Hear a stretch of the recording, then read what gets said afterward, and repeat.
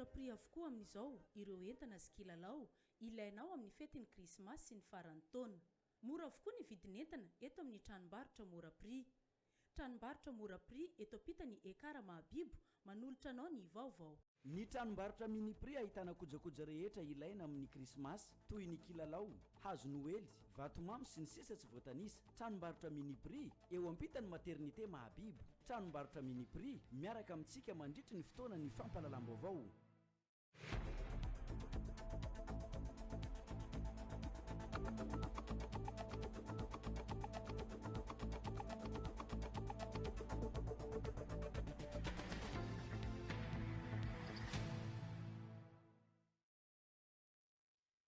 Ankafaliana tokolasy tokovavy no hiarabako antsika asa tokoana ambaravarana ao anatin'izao fotoana ny fampalalam-baovao atoandro amin'izao andro ny sabotsy fa 1 ny volana desambra 2020 sy 2020 izao koa manasantsika rehetra anaraka ny antsipirim-baovao hatramin'ny farany. Efatrandro sisa dia igadona ny andro ny noely na ny fetiny krismasy. Araka izany ho antsika eto Mahajanga manokana dia efa mirafidrafitra eny an-tsena amin'izao fotoana izao ireny fitaovana ilaina amin'ny krismasy ireo. Misy ny fanadihadiana manokana ataon'ny mpanao gazety mikasika an'izany. Fa mbola tsy vonona ny sary ao anatiny izay vaovao iray izay fa ny trangajavatra izay anisy niseho tany Mayotte no nimboantsika ny fotoana ny fampalalam-baovao tamin'ny 20 ny volana desambra lasa teo iny nisy teratany malagasy maromaro no nandeha antsokosoko teny amin'ny faritry ny tanàna ny Mayotte iny. Amin'izao fotoana izao dia sarony tompon'andraikitra avy eny amin'ny faritra sy miadidy ny sisin-dranomasina any Mayotte ireo olona ireo ary voatery naverina eto Madagasikara amin'izao fotoana izao. Efa nisy ny fanadihadiana nataon'ny polisy pirenena tamin'ny mety antony sy antony nandehanany ireo olona ireo tany Mayotte. Hoarantsika ny fanampanazavana iarahantsika amin'ny Aldo Rakotoarlala. Naveriny fanjakana frantsay eto Madagasikara avokoa ireo teratany malagasy misy 530 tratra saika hiditra antsokosoko tany Mayotte ny alakamisy 7 desambra lasa teo iny. Ny polisy no nandray azy ireo ary nanaovana fanadihadiana teny amin'ny bureau ao amin'ny polisy Mangarivitra ny andro ny alakamisy io ihany. Izy ireo dia ahitana olon-dehibe 7 izany hoe lehilahy 9 ary vehivavy 17. Misy koa ny ankizy 12 izany hoe 12 volana ka hatramin'ny 17 taona ireo ankizy ireo. Ahitana zazalahy 3 ary vehivavy 5. Izy ireo dia saika avy any amin'ny faritry ny Diana iny daholo ny ankamaroany. Misy vitsivitsy ihany izany moa avy amin'ny faritra hafa toy ny Mahajanga na ny faritra Sofia iny. Araka ny voalazan'izy ireo ny asabotsy fa 4 ny volana desambra 2020 lasa teo tokony tamin'ny 7 alina teo zareo no minondrana an-dranomasina amina alalana koka anankiroa tamin'iny faritry ny Ankarany be manakaiky ny Ambanja iny minondrana ho any Mayotte. Ny ampitson'iny izany hoe ny alahady 15 ny volana desambra 2020 tokotokony tamin'ny 8 maraina dia nitsenainy avy de rapide ny gendarmerie ny Mayotte izy ireo tokony tany amin'ny 10 kilometatra tsy hidirana any Mayotte. Teo dia tonga dia fa natao au large zany ny verbalisation pour clandestin. Rehefa tonga teny an-tanety zany izy ireo dia navandana teny amin'ny toerana manokana andraisana azy ireo izany hoe tany amin'ny centre de rétention. Dia izao no roana ody an-tanindrazana zao araka ny fisarana izay navoakan'ny tribunaly tany an-toerana. Mandritra ny 5 andro zany zareo no tao amin'ny centre de rétention dia rehefa avy eo no nalefa tamin'ny roapolana ody aty an-tanindrazana izao. Sazy miantona enimbolana tranomaizina ary tsy mahazo manitsaka ny tanàna izay eo ambany fitantanany fanjakana frantsay. Izay no sazina azy ireo mpitondra sambokely nitondra ireto malagasy saika hiditra antsokosoko tany Mayotte ireto. Ho an'ny 13 ambiny kosa dia namoahany prefektura ny Mayotte didy tsy fahazona miditra any an-toerana. Izay ny zava-nisy teto Madagasikara sy ny faritry ny Mayotte iny tamin'ny 7 ny volana Desambra 2024. Lasa teo fa efa nambara teto fa 4 andro sisa no igadina ny fety Noely sy ny fankalazana ny Krismasy. Araka izany dia efa mirafitra eny an-tsena amin'izao fotoana izao ireo fitaovana hanamariana izay fety ny Noely izay. Orantsika ato anatin'ny ity fanadiadiana ity ny zava-misy eny amin'ny tsenany Mahabibo. Mirantina manerana ireo tsena rehetra ireo fitaovana ilaina amin'ny fetin'ny Noely amin'izao fotoana manakaiky ny 25 ny volana Desambra izao. Akoatra ireo haingon-trano amin'ny karazany maro dia hita maro ihany koa ireo kilalao izay natokana ho an'ny ankizy. Fetin'ny ankizy mantsy ka mila ireny fitaovana ireny ireo katita kely ireo. Manahoana kosa raha ny tsena ho an'ireo mpivarotra tamin'ity taona ity? Fa anatin'ny tena efa maro zany ny tonga mitsidika mividy ny kilalao maro samihafa raha nomboka tamin'ny herinandro ity ka anareo izay mbola tsy tonga zany dia nareo sisa andrasana fa mbola maro ary afaka hisafidianana tsara zany ny kilalao sy ny haingona trano sy ny maro samihafa zany. Raha ny haingo trano manokana zany manomboka hatramin'ny 10,000 zany 2,000 ariary dia efa mahazo zany. Dia ny kilalaon'ny ankizy moa zany tsy mifanalavitra amin'izay fa 10,000, 8,000 efa manomboka mahazo ary afaka misafidy tsara ianao zany sady be karazany izy zany ato. La Krismasy manomboka eo amin'ny 10,000 ka hatramin'ny 75. Zay mifarany lafo eto aminay. Tsena amin'izao zany efa misokatsokatra kely. Efa kaikaiky vakansa koa mpianatra dia efa misokatsokatra kely. Eto aminay tsy dia misy kilalao fa sista décoration Krismasy fotsiny. Araka izany mifanaretsaka ny olona amin'izao efatrandro tsy hahatongavan'ny fetin'ny Noely izao raha ho antsika eto tampon-tanàna Mahajanga manokana. Izay no mikasika ny fanomanana ny fetin'ny Krismasy fa ininivo ny commune ambonivohitra Mahajanga kosa dia nisy ny tatitra sy ny fampahafantarana nataony tompon'andraikitra eny an-toerana makasika ny fanoloana ireny autocollant na bajajy ireny. Anisany miteraka resabe ho an'ny mpamily bajajy sy ny mpitandro ny filaminana ny tsy fisiany autocollant amin'ireny bajajy miasa fa indrindra amin'izao ankatoko ny fety izao. Nanao ny fanadiadiana Anise Rasimandimy. Azo atao tsara ny manolo ny autocollant bajajy efa rovitra eny anivon'ny commune ambonivohitra Mahajanga. Hoy ny tompon'andraikitra misahana ny fitaterana ao amin'ny commune. Be dia be no autocollant tongamiko zao dia zay ary fa tenenina foana izy isaka amin'ny teny hoe ho antsika zay manana bajajy efa rota no autocollant dia manova demande sika fa mahazo autocollant. Tsy le numéro ny taloha fa mahazo numéro hafa mihitsy satria zay zany tsy nanao duplicata fa numéro vaovao zany no mahazo. Ka taka licence zany tsy maintsy hovaina atao koa licence manaraka an'le numéro autocollant. Fa eto zay dia miangavy ho an'izay bajajy rota daholo boaka reto tompoko mba anao tara ny fangatana ty aminay dia hafa fa manompo janvier ho an'izay bajajy tsisy autocollant na dia hoe na dia rota aza fa zay manana mitra foreraforana anaran'izany sady tsy vidina volany fa omena gratuite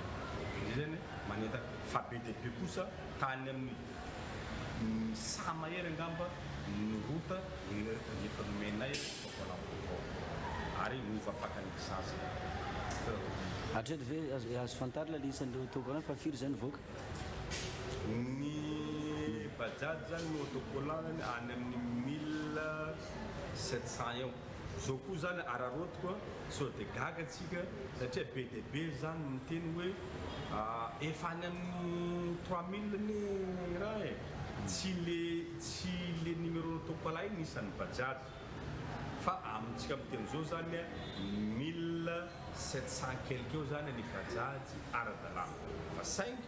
tsy zany tsy midika hoe ara-dalàna fa misy any ny hitatsika tsy ara-dalàna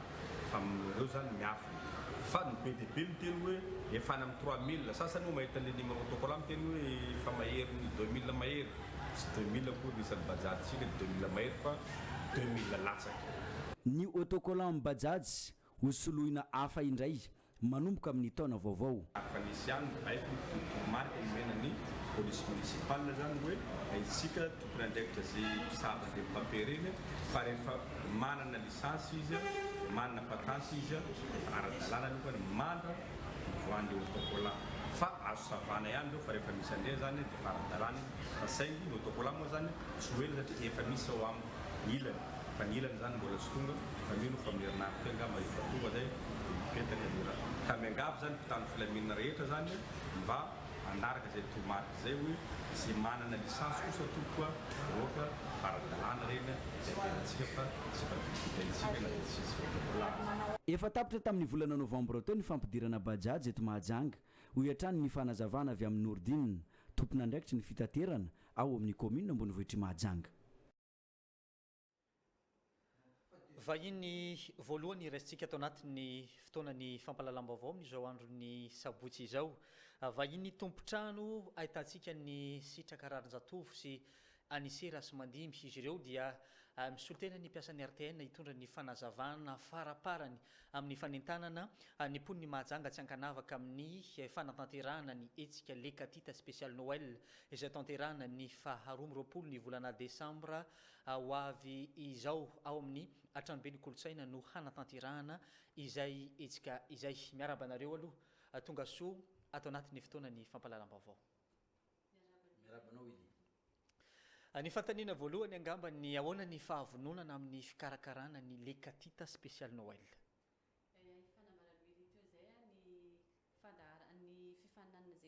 Zany hoe événement zay isy lekatita spécial Noël amin'ny 12 ny volana Desambra zany hoe raha pitso izy io raha ny fahavononana ho ili dia efa vonona tanteraka ny ekipa rehetra amin'izao fotoana izao anome ny sosiny tsara indrindra ho antsika vahoaka ny Mahajanga rehetra tsy ankanavaka ho antsika mpakafy ny RTN ary indrindra isika mpakafy an'izay fandaharana lekatita izay. Fantaniana napetraka kely sitraka rarin-jatovo tamin'ny toerakafa nanaovana an'ilay etsika tamin'ny voalohany misoratra amin'ireny tapakilana billet ireny tsara mba hampatsiahivana kely ho an'ny mpony satria mbola misy ny mijery ny tapakila tsy maheno amin'ny fahitalavitra. Noho ny fangatahantsika vahoaka ny Mahajanga rehetra hoe kely dia kely ny toerana eny amin'ny efitrano malalaky ny polisy Mangarivotra dia nisy ny fifampirarahana natao tamin'ny tompony andraikitra teny amin'ny tranobe ny kolotsaina dia eny indray zany no anaovantsika azy any amin'ny maison de la culture ny fotoanantsika tsy manaraka niny misoratra na tapakila iny tsika fa eny amin'ny maison de la culture zany tsika rehetra mifampitaona ho amin'ny rahampitso izay manomboka amin'ny 2 ora atoandro. Nisy raso mandimby inona ny azonao ambara sy ny fanentanana ho an'ny mponiny Mahajanga ao anatin'izay etsika karakarainy RTN izay.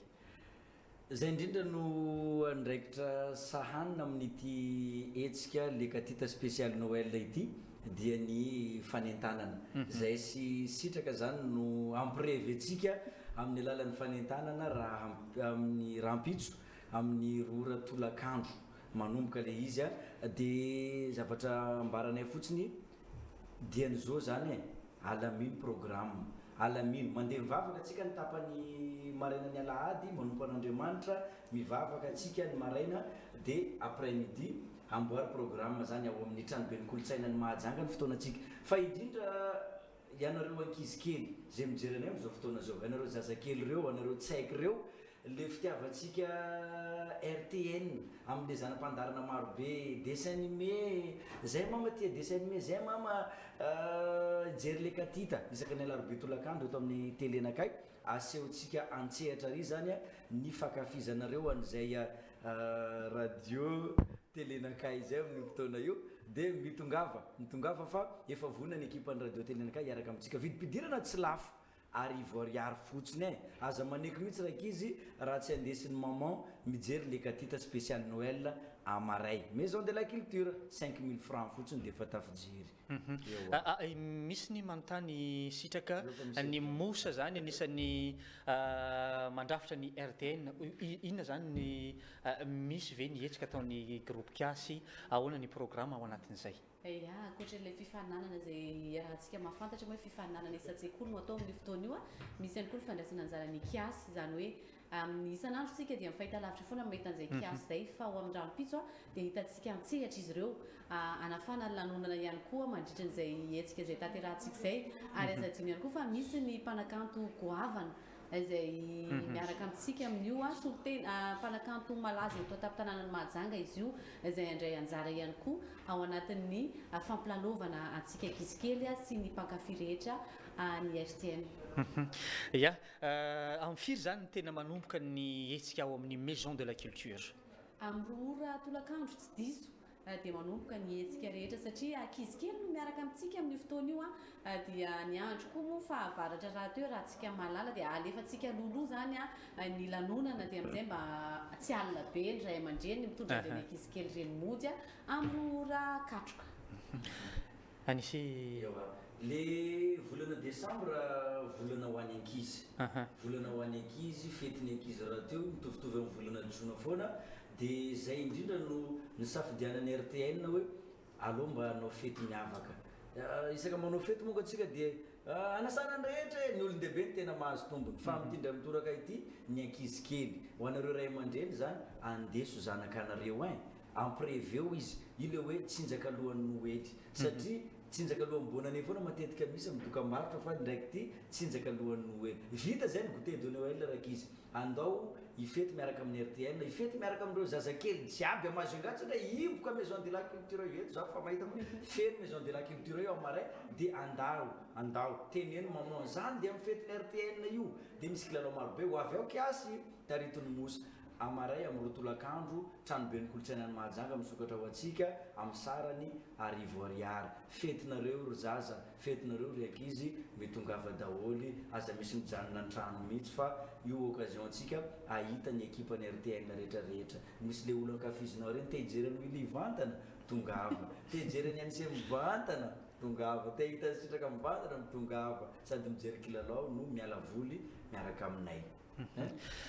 Ya fanentanana farany angambany sitraka sy ny fampatsivana kely ny vidim-pidirana ho an'ny mpijery atsika. Ya ny fanentanana farany dia hoe tongava daholo tsika rehetra ho anareo ilay katita kely miantsoantso amin'ny lalana ireny satria efa malaza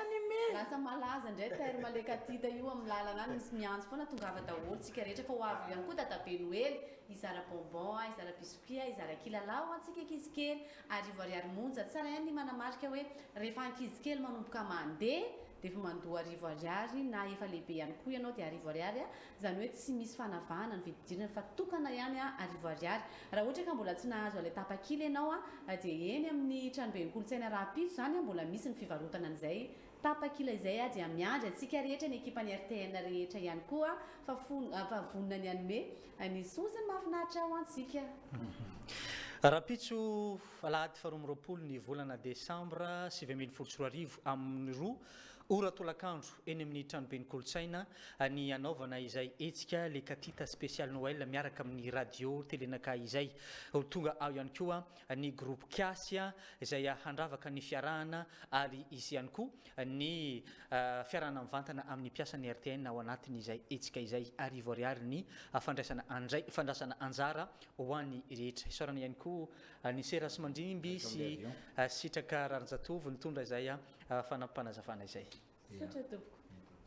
Fatoizantsika ny vaovao ny akon'ny fetin'ny krismasy izay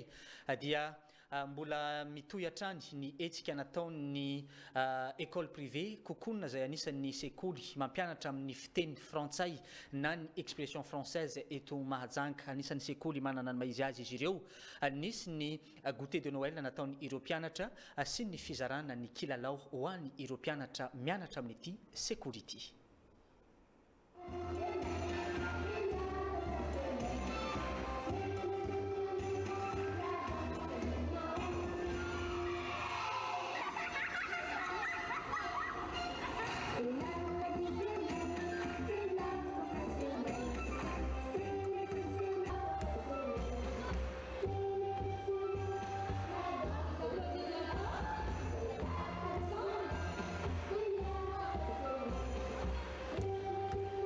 Tamin'ny alalan'ny comédie musicale izay miavaka amin'ny maro no noentin'ny collège privé kokonina 2-3 nanakatonana ny 3 volana voalohany tamin'ny ity taom-pianarana 2024 ity no sady fankalazana ny fety noely sahady ny totorepika sy nafatifaty iry ny nijery ireo mpianatra tamin'ny fotoana io.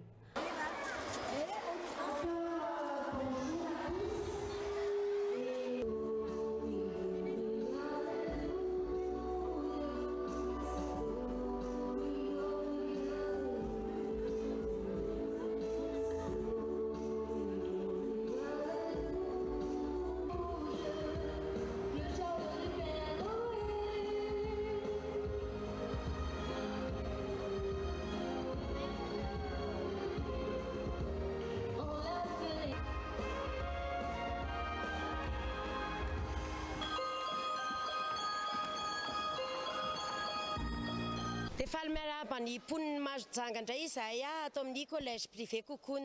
Ny andron'io moa dia andro natokanay entina hankalazana ny fety Noely miaraka amin'ny mpianatra rehetra, mpiasa rehetra ary ray aman-dreny. Satria ny fiainana ato amin'ny kokoa dia ao anatiny fiarahamonina mandrakariva dia ohatra ny fianakaviana kely anankiray izahay ka nankalaza izany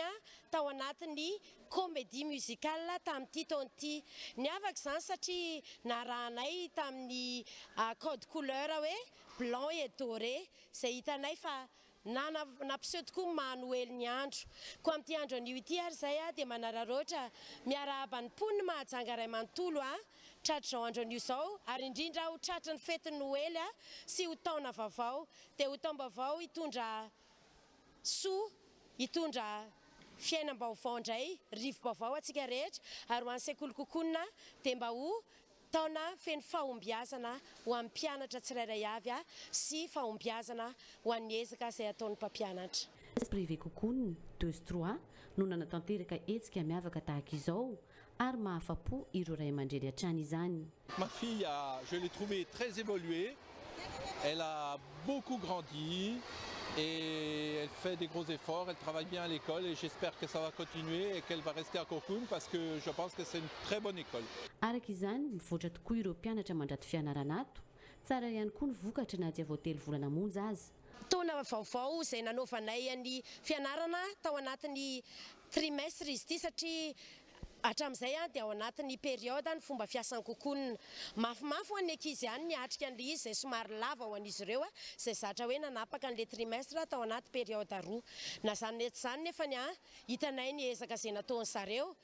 ka manantena foana nefa izay fa mbola nao ezaka bebe kokoa hatrany zareo ho an'ny fanadinana manaraka satria tao anatin'izao fety izao ihany koa dia ny motivenay ireo ankizy izay nanao ezaka mihoatra noho ny hafa mba ho hitany ankizy hoe izay mianatra tsara dia mahazo récompense. Mbola mandray ireo mpianatra maniry ny te hanaraka fampianarana ao aminy ny kokoa 2-3 amin'izao fotoana izao. Ny kokoa 2 izay hitantsika eny amin'ny fokontany Ambovalanana ary ny kokoa 3 kosa izay hitantsika eny amin'ny fokontany Ambalavato. Manentana mandrakariva izahay. Ianareo mahita ny vokatra, ianareo mahita hoe manahoana ny fandehan'ny zaza izay mianatra ato dia hoy izahay hoe raha tapa-kevitra aza misalasala raha te hiditra ao anatin'izany fanakaviam-beny kokoa izany fa ahazo ny ara-tsainy zareo, ahazo rehefa ara-panatanjahantena izany hoe mifamenona ao amin'ny kokoa ny fianarana rehetra satria ny fiainana dia fianarana mandrakariva ka dia izanay atao amin'ny lafiny rehetra izany.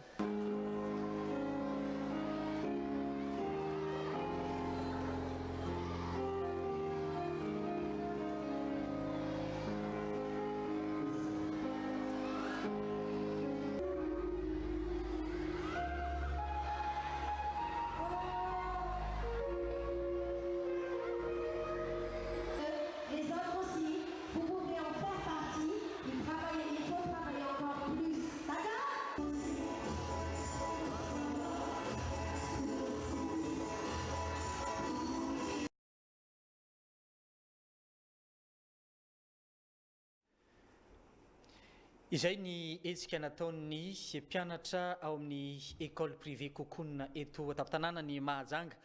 Indray vahiny antsika rehefa avy eo fa misy ny filazana ao alantsika vetivety rehefa avy eo miverina eto indray isika.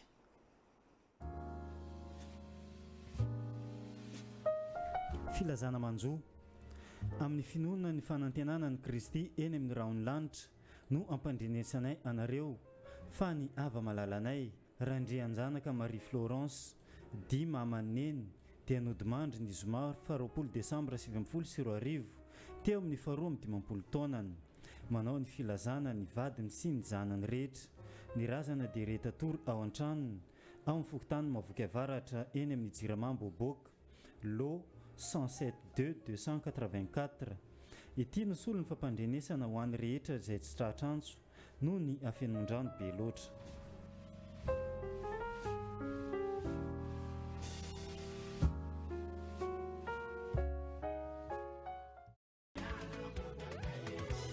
Ny fikambanana FFT FUIB na ny fikambanana ny fifanaovan-tsone tsy mihety aketo Majunga sy ny bureau miaraka aminazy kefaly magnantso ndraiky manasa ny filohan'ny fikambanana jiaby section na ny sous-section FFT fikambanana tsy mihety Majunga aketo avy amin'ny faritry ny Sofia mbo ho tonga amonjy fivoriagna na ny conférence de président des associations tsy mihety na rencontre récréative des associations zay afahantsika mikoragna mifanakalo hevitry magnatsara ny fikambanana atao amin'ny dimansy 12 Desambra 2024 amin'ny roa sasany aroa amin'ny Rose re agnanaovagna azy ke tongava maro ampavako efa nalefa ny filazana amin'ny filohan'ny fikambanana ny section ny sous-section amin'ny faritry ny Sofia Manditsara Port Berger Bialagnana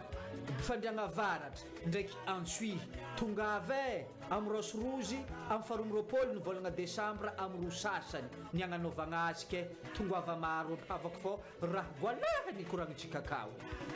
fanasagna afan'ny paritaka magnano filazana président FFT FUIB Kalmaro Robin. Vahiny manaraka resitsika ato anatin'ny fotoanan'ny fampalalam-baovao DJ Eloi izay mikarakara etsika ho tanterahana eto an-tampon-tanàna ny Mahajanga iaratsika amin'ny Big MG. Tsy misy resaka firy angambany efa tonga ny fotoana DJ Eloi ahoana sy ahoana ny fahavononana sy ny pitsopitsony rehetra ao anatin'izay etsika izay.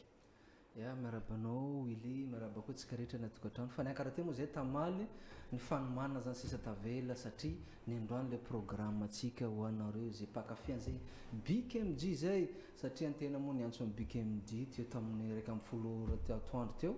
dia fambondromamy moa izy nyteneny fa kekeky Majunga zany satria izy niala tatana 3h du matin vita natao nampisoma tamin'ny Bonarabe tena guichet fermé hita mitsy le BKMG fa faradoboka ny zay 2019 satria izy anao fin d'année any France zany mahatonga izy tena edivana mihitsy zao programme BKMG vita amin'ny Bonarabe nanenjika tia Majunga koa eo amin'ny 3h donc izy miditra Majunga etiky ho atsika zany ariva fotoana vonona lehilahy ampisomatsika zanaka Majunga jiaby hitantsika donc ambiance BKMG tsarina misavo zanaka Majunga toujours guichet fermé foana rango zay satria niara-niasa taminay moa BKMG fa nisy 3 taona zay tena faly mihitsy zany big hoe hafa mihitsy rehefa miara-miasa aminareo Vetop DJ rango nandehana amin'ny big ta Majunga koa fa miaraka aminay hipoka foana hitantsika donc reny tamin'ny Shakira tamin'ny promenade tamin'ny Coton Club tamin'ny mois de mars eny koa zao moa zany izy faradoboka anazy amizay alohan'izy andeha France ke fotoanantsika zany rehefa aveo amin'ny Sivoral dia ho atsika zay anao réservation kely tavela satria réservation miavaka be mihitsy le place sady climatisé nao tsy voakitikitika ny ambiance ambany ity satria miakatra ambony le réservation dia misy koa le VIP ambadika ao 20 000 ariary na 100 000 francs dia ho an'le zay anao réservation zany afaka mandeha manantona Coton Club satria reo andro mandamina an'izay place n'le olona zay dia ny be tsotra amizay zany eo amin'ny manomboka amin'ny Sivoral mivarotra anazy eo dia mitongava maro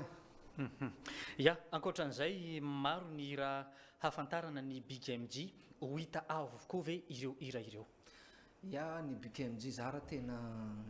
nanenina mihitsy za tokony natao tamin'ny taiza zany gotra tamin'ny complexe mihitsy zany tokony nanaovana BKMG ty fa tsy amena tsima fa salle somary grave be raha Majunga eto fa raha nira BKMG matetika ataonao jiaby bakeo mbo misira tsary fien'olo ho entsikao koa amin'io satria marobe album BKMG ivoaka amin'ny 2020 reny fa santonany reny leilay manambola mampiadana vady zay ny tiany BKMG tenenina amin'ireny fa navadika amin'ny fotsiny izy ke vatsika zany mitongava fa iran'ny BKMG zao anisan'ny manitra Bertrand mbo tsy lanitsatso fa nidiran'ity patose ty koa mbo eo koa vadiko iny mbo nampidiriny raiky faraparan'ity za misapo aminao BKMG ke ho atsika zay pakafy zany azadino ariva fotoana amin'ny sivorala lamba ratsy aza atao tambana satria lumière amin'ny top DJ tsy hita lambanao maloto ndraiky ratsy pose io tonga ao tanao lambanaka zao tonga ao lasa hoe karaha lamba vita avy any ivelany ndray misy ke ho atsika zany ny volo ratsy lamba ratsy tongotranao même from io tsisy mieno ao fa BKMG ndo tian'olo jerenao fa tsy andeha hitsikotsiko gauche droite fa ho atsika rehetra zany mitongava maro boisson donc bien glacé de ho atsika koa zany misy fivarotana t-shirt tonga so 2020 amin'io mazavala le t-shirt io de ho atsika zany mitongava manomboka amin'ny Chevoral jusqu'à marandre 50 000 ny vidy pidirana de soranay Orange Madagascar double clip karibu Maorez amin'ny telo BKMG tonga amintsika eto chambre anazy zany amin'ny coton club ambony foana ho anareo zay tia akasary de ialana tsiny eto zany natao tsy tafiakatra BKMG fa tena feno programany tamin'ny telo maraina izy niarany Bobabo Bonarabe azafady Bonarabe Tana de nanenjika tia Majunga de tsy tafiakatra télé fa raha riva donc mbo misy teny patra riva mo Willy tsisy riva raha ohatra mbo mety ampiakaritsika izy ariva nefa za raha mahita hoe fa miandro ponany Majunga jiaby efa ina donc fa Facebook ny BKMG officiel iny fa hoe Majunga ny androany manomboka amin'ny 6 zay tsy tonga perte totale satria tsinjaka aloam-bonane izy ty artiste grand jiaby moa fa ifampitana andafy any asa misy ino France io any ke ho atsika Majunga zany aza amin'ny raha occasion installation zany fa vita anareo sisandrasana manomboka amin'ny Sivoral jusqu'à marandray miaraka amin'ny top DJ ndraiky BKMG zay sotra Willy araka izany moa dia androany ariva ny etsika iarana amin'ny Big MG manomboka amin'ny Sivora Alina ao amin'ny Coton Club no anaovana izay etsika izay makasitraka ny DJ Eloa izay mbola tsy sasatra manome hafaliana ho an'ny Polo Mahajanga fa indrindra isaky ny fety tahaka izao misaotra betsaka anao Willy zanaka Majunga tiako za tsy miala eto ata misy manafatra ko fa za eto atsika mifety foana ke aza miraty ko fa ve top DJ fa zay ambonane koa mbo misy raiky ary amin'ny cercle mesa amborary misaotra betsaka toizantsika ny fotoanan'ny fampahalalam-baovao hoeny amin'ny fokotany ny manjary soantsika amin'izao fotoana izao dia misy ny fanampiana ny hazavana ny takamona ny ampola eny amin'ny faritry ny manjary soa fiara-miasa eo amin'ny commune sy ny lehibe ny fokotany ny komity pokotany eny an-toerana no ahafahana nametraka ireto ampola na ny takamo ireto nanao ny fanadiadiana Judith Rachel Rakotovao nametahana takamoa na ampola avokoa ireo andrinjiro tsy nisy an'izany teo aloha ato amin'ny fokotany manjary soa ny tolakandrony zoma 20 Desembre 2024 ny teknisianina avy amin'ny orinasa jirama eto Mahajanga no nanao an'izany araka ny fangatahany sy fokotany mba hampazava ny tanàna amin'izao fety izao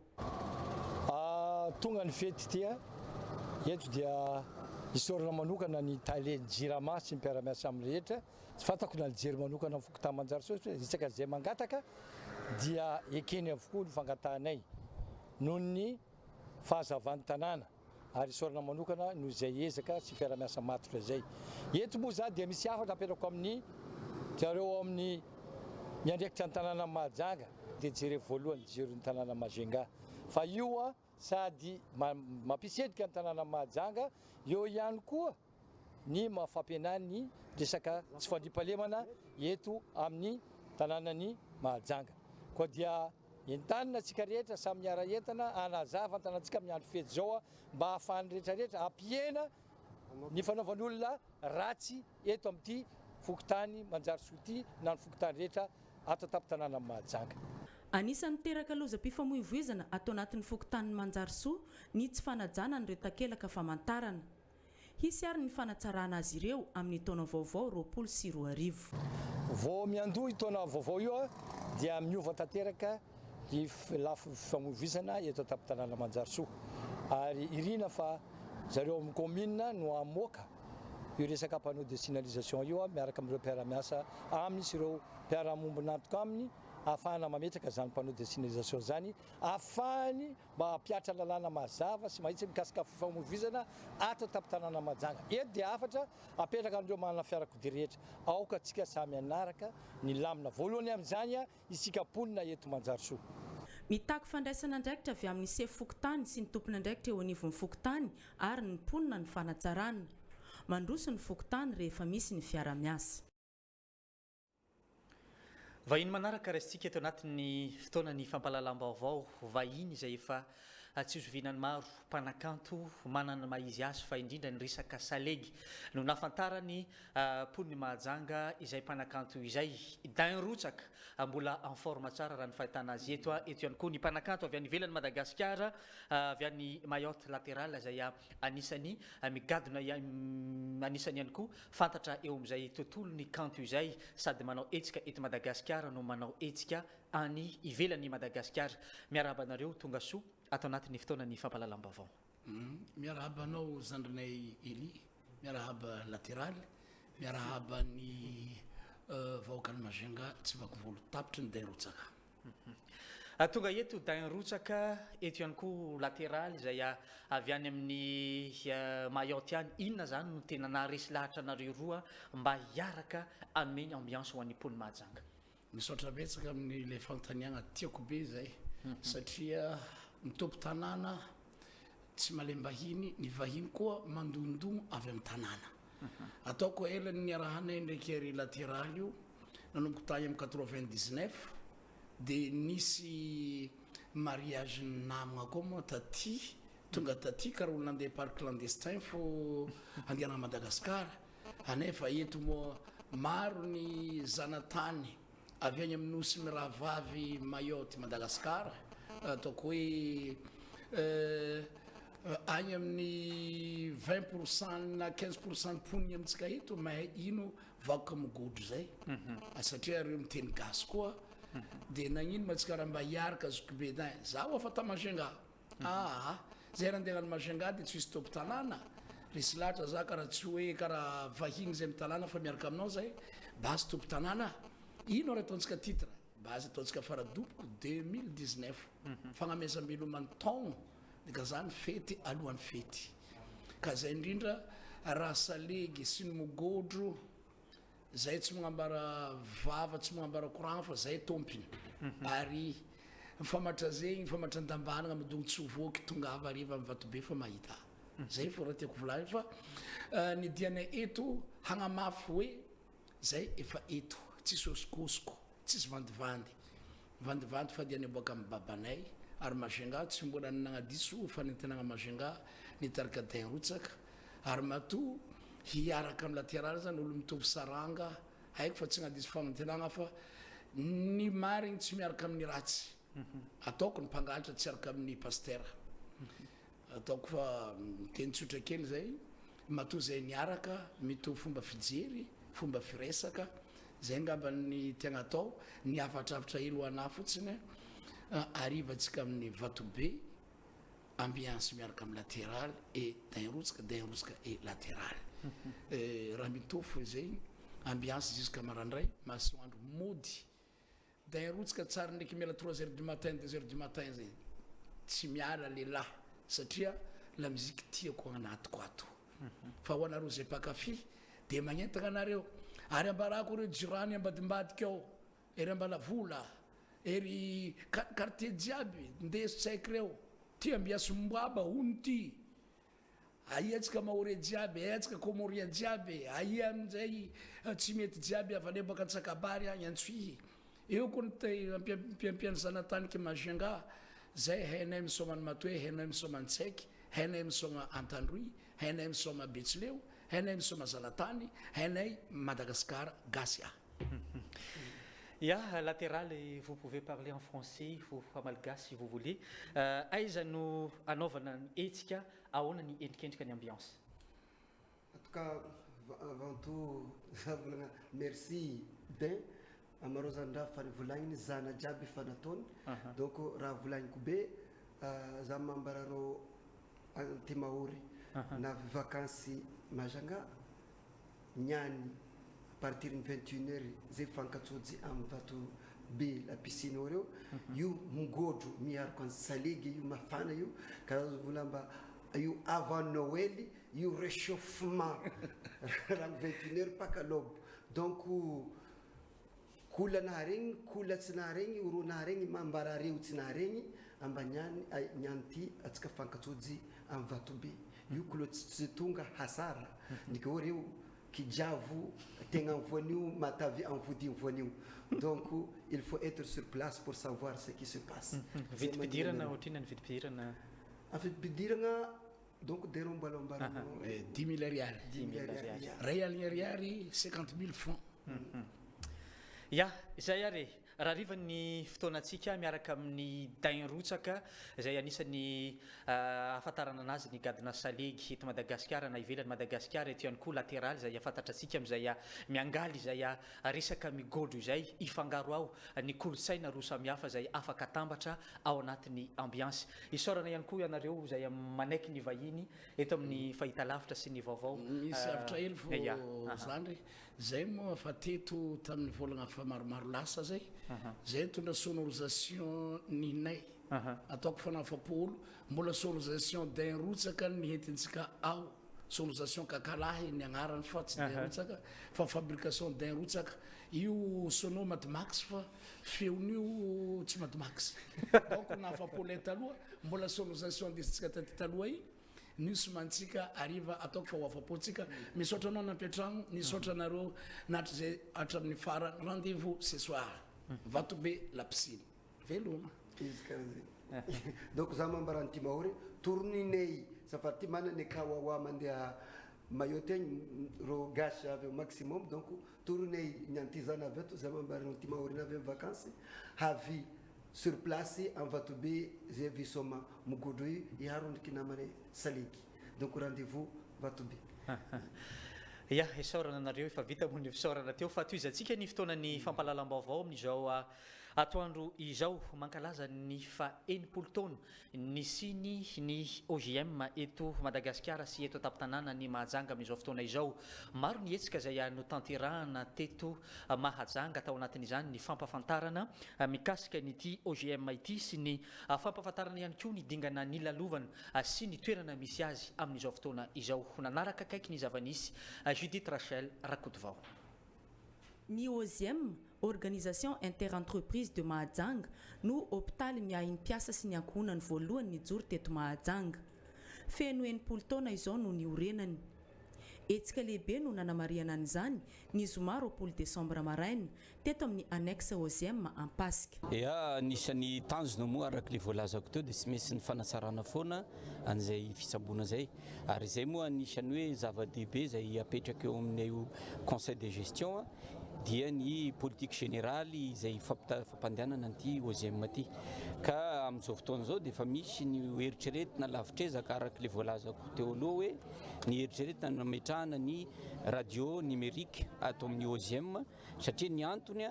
ny zavatra tanjona hoe ahoana ny tokony ahafahana hanala fahasaranana an'ireo mpiasa sy ny vady amanjanany mpiasa reo ka tonga ny mpiasa zany mba hamokatra tsara bebe kokoa fa tsy eritreritry hoe ahoana ny fisaboako ny vadiko ahoana ny fisaboana ny zanako fa ny tanjona dia hoe ahoana ny ahafahan'ireo reo hiasa bebe kokoa raha oharina amin'ny ankapobeny lazaina. Mahatratra 7,740 ny fianakaviana raisin'ny OGM Antanana amin'ny fitsaboana manerana ny faritra Boeny. Mitsabo ny aretina rehetra ny OGM ary misy ny fanatsarana. Ya ny aretina mpahazo an'ireo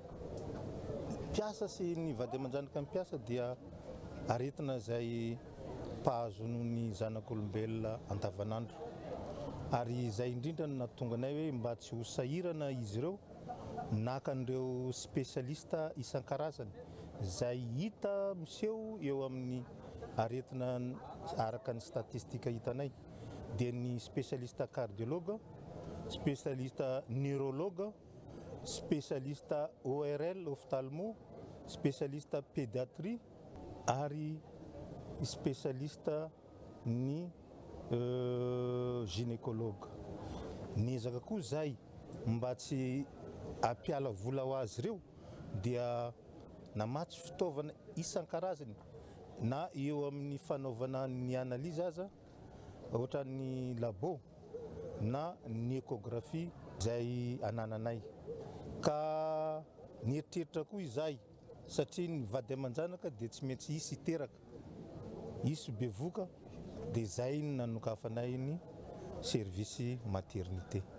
Tonga nanome voninahitra ny lanonana fanamariana ny faha-80 taona ny OZM mety mahajanga ity ny ministry ny asa sy ny lalàna sosialy ary ireo olo-manan-kaja maro.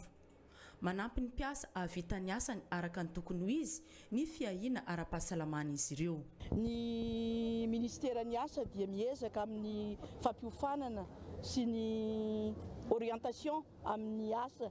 ka raha famiroborobo koa ny famoronana asa amin'ny lafiny entreprise eto amintsika ka raha miroborobo ireo dia tsy ho sarotra amin'ireo tanora izay voahofana ny hiditra amin'ireny fa tsika mo eo andalam-panatratrarana ny zavatra izay tsy tratratsika zany ka raha tratratsika miandalana zany ny fampiroboroboana ny orinasa sy ny industrialisation dia tsy ho sarotra amin'ireo tanora ireo efa miatomboka zany zavatra izany na dia ataontsika tsy mbola any amin'ny tena tanjona tanteraka. Efa natomboka tamin'ny alalan'ny diabe na carnaval ny fankalazana ny alakamisy 20 Desambra tolakandro ny ainga teto Ampasika sy ny odina ny tapo-tanàna ny Mahajanga. Notolorana maro boninahitra ihany koa ireo mpiasa tao amin'ny OZM izay nahavita be. Mitohatra ny fotoanan'ny fampahalalam-baovao fa vahiny izay efa fantatry ny be sy ny maro no vahintsika ato anatin'ny fandaharana ary zareo avy ao amin'ny style perse eto an-tapo-tanàna ny Mahajanga mitondra ny zava-baovao sy ny promotion misy ny fiainam-bidy-goavana mba ho fampizarana ny cadeau ny fety Noely sy ny fitsenana ny taom-baovao ataon'ny style perse ho antsika any tokantrano any amin'izao fety ny krismasy izao. Miaraba anareo tonga soa eto anatin'ny fotoanan'ny fampahalalam-baovao. Miaraba ny Willy dia miaraba antsika jiaby vahoaka Majunga izay avy amin'ny coiffure style perse. Zay ty fa nanao faradoboka foana fa ela fa nianty zany tena farany aminazy ty ke basy zay anareo zany ndreo manome prix aminay endrasanay vahoaka Majunga ty teneninareo atao ohatrino ty teneninareo atao ohatrino anareo mbesanay manome prix zay fa tsy teny fa anareo koa avy aminay eo dia fa nareo kamy manome prix zay ty anareo fa zay mila olo jiaby misika vrai cheveux amin'ny fety ty Willy azonao dia aminay ao mbola misy zèle ty le zèle mampandro volo iny koa fa mitaly anao te anisy zèle aloha eto ty le zèle izy tiky ambony prix-nazy te fa jotsony izy nianty anao koa afaka manome prix niany zay itiavanao anazy dikan'izany amena fahafampo vahoaka Majunga jiaby fa malaza zao ty extension hoe volo gasy tsy vazaha foana mahay volo fa tsika gasy koa mba mahay misy volo ho antsika zay mila volo gasy zany be da be extension tonga ao mitongavana mijery zay mety mifanaraka amin'ny volonao fa io tsy araka nata lehilahy mikitika volonao io tsy araka nento koa fa extension zany fa tsy araka. Perruque tiky ameko anao zay prix tiavanao anazy azonao anao ndreo miteny tia ameo anakay amin'ny prix karaha zao ke basy mitongava-nareo mbo ao koa le closure le finition volo koa tsy tiany ao araka amin'ny vadinao zany le volonao eto ty le closure anaovanao anazy le finition ke mitongava antsika jiaby fa zay sniper fa eo miamby anareo eo amin'ny devant ny église catholique Mabibo jusqu'à l'aube antsika alohany miboaka amin'ny weekend ty manova zay mety Ya DJ Sniper de Madagascar ihany koa no miaraka amintsika eto izay ampanentana ao amin'ny reto zavatra maro samihafa izay hitantsika ireto ahoana sy ahoana indray mikasika an'ireto DJ Sniper de Madagascar. Voalohany tena aloha miarabany mpanao gazetinay Monsieur Willy miarabany koa ny technicienne-ny RTN miarabany koa tsika rehetra manaraka ny vaovao amin'ny atoandro ty raha tratrany ampisakafanana fa raha mbola mamay ny vary mbela tsenky mitsotsoka ho azy io mitandreny jijiny hoe aiza koa fa rahadoboka ny resaka tisazy vrai cheveux reto zany hoe niany zay miara-miasa amin'ny style perle anatin'ny reto karazana tisazy izy reto samby amin'ny karazany zany hoe izy reto vrai edy fa tsy neny bazary anao ro neny bazary samby amin'ny qualiteny anao koa neny bazary mahazo raha moramora fa anao mitongavany an'ity zany hoe efa na spécial mihitsy izy ity tena vrai mihitsy izy ity misy ihany koa ty menaka mampitsiry volo anareo vangony asa aloha nandritra ny 50 taona soferan'ny bajaj sola tampona soferan'ny bisy miasa aloha versement tsy ampy lalandava io ty misy menaka mampitsiry volo izy ty tsy menaka silobony io tsy menaka sakafo fofona anazy eto tanao ilia maheno fofona anazy eo efa tena amloha anazy fa anao mbola tsy sola tampona donc atsika ariva appareitsika miavaka boko asina jeu de lumière ariva eo amin'ny devant l'église catholique io zay manano dontsika mananga jiaby mila misiesta ny any ty maro mafety ny any ty atsika mananga mila manasandra jiaby ty le menaka ty misy ihany koa reto karazany volo reto avoakatsika izy reto mety manontany teny atsika hoe ohatrinona izy io mitongava amin'ny ary fa avy amin'ny teny teo mametaka bojo tsy oetra sasany hoe ana mivaratra ana mametaka anazy mbola angalainy vola izy koa style perle mangala vola aminareo teneno aminakay tonga de teneniko izy koa masako hoe mangala ty sazy raiky ve anao de nde angalany vola koa non tsisy an'izany baka eo misy gel boka Canada eo afabe gel koa sorany gel eny ty anareo tsika gasy tia volontsika karaha snapper manko efa hainao zay fa makoa io tsisy andriny zay tsy de tia manano gel boka aminazy ty fa izy ty ndraiky tsara zany an'ity anano donc atsika mazenga mahita hoe aza miala amin'ny coiffure style perle atsika animation andritrany avany fety tsika jiaby eo amin'ny devant l'église catholique de misy mametraka fantanina amin'ny Facebook any hoe sniper nareo ma tsy mitaly efa haitsika coiffure style perle zany patron taly tsy patron misy vola izy fa patron taly maromaro artiste fa nandalo tao Wendy Catalina zanaka ny Saoboana Osinantesy efa nandrenjara tao aminay ny toerana tena misy anay zany rehefa tapitra animation any faradoboka io amin'ny rotony barany anay iny eo anao manontany mahita labasy mangamanga zay naranazy mipetraka mavatabe eo de afaka mitsidika anareo managny koa zao ty te hitaly miloma izy aminay ary fa zahay style perle eo amizay manolotra nyty promotion bavata faradoboka ty niany ty ataotsika telefone mazenga raha ty niany izy koa fa tsisy raison no niteny amin'ny télé zao ty apodiny amin'ny vilavany tongava nareo jiaby niany eo amin'ny devant l'église catholique eo nareo mitongava prix-nay tena mora sady faradoboka ty tsisy tsony raha tsy amitaonao avy koa donc de faroty de nizay mbola eto zay ny fandaram-potoananay namana wily anatin'ty fanetananay anatin'ny retoa promotion retoa ty sazy vrai CV nareo ty an'izay extension zay efa misy extension gasy ao zany hoe gasy tena vrai mihitsy hitanao anatin'izay ya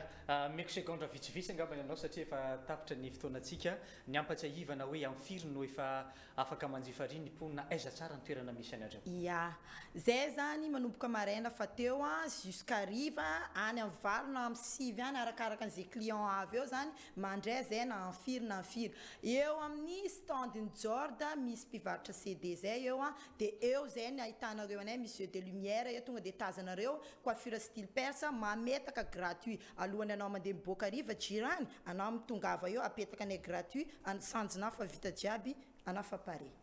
isarantsika araka izany ry zareo avy ao amin'ny coiffure style perse eto an-tapin-tanàna ny Mahajanga nitondra ny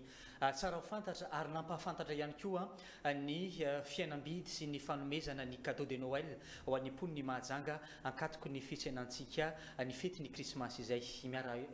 mankasitraka anareo ihany koa ny mbola misafidy hatrany ny fotoana ny fampahalalam-baovao misaotra ny Willy misaotra betsaka fatoizantsika ny fotoana ny fampahalalam-baovao mbola mitohy ny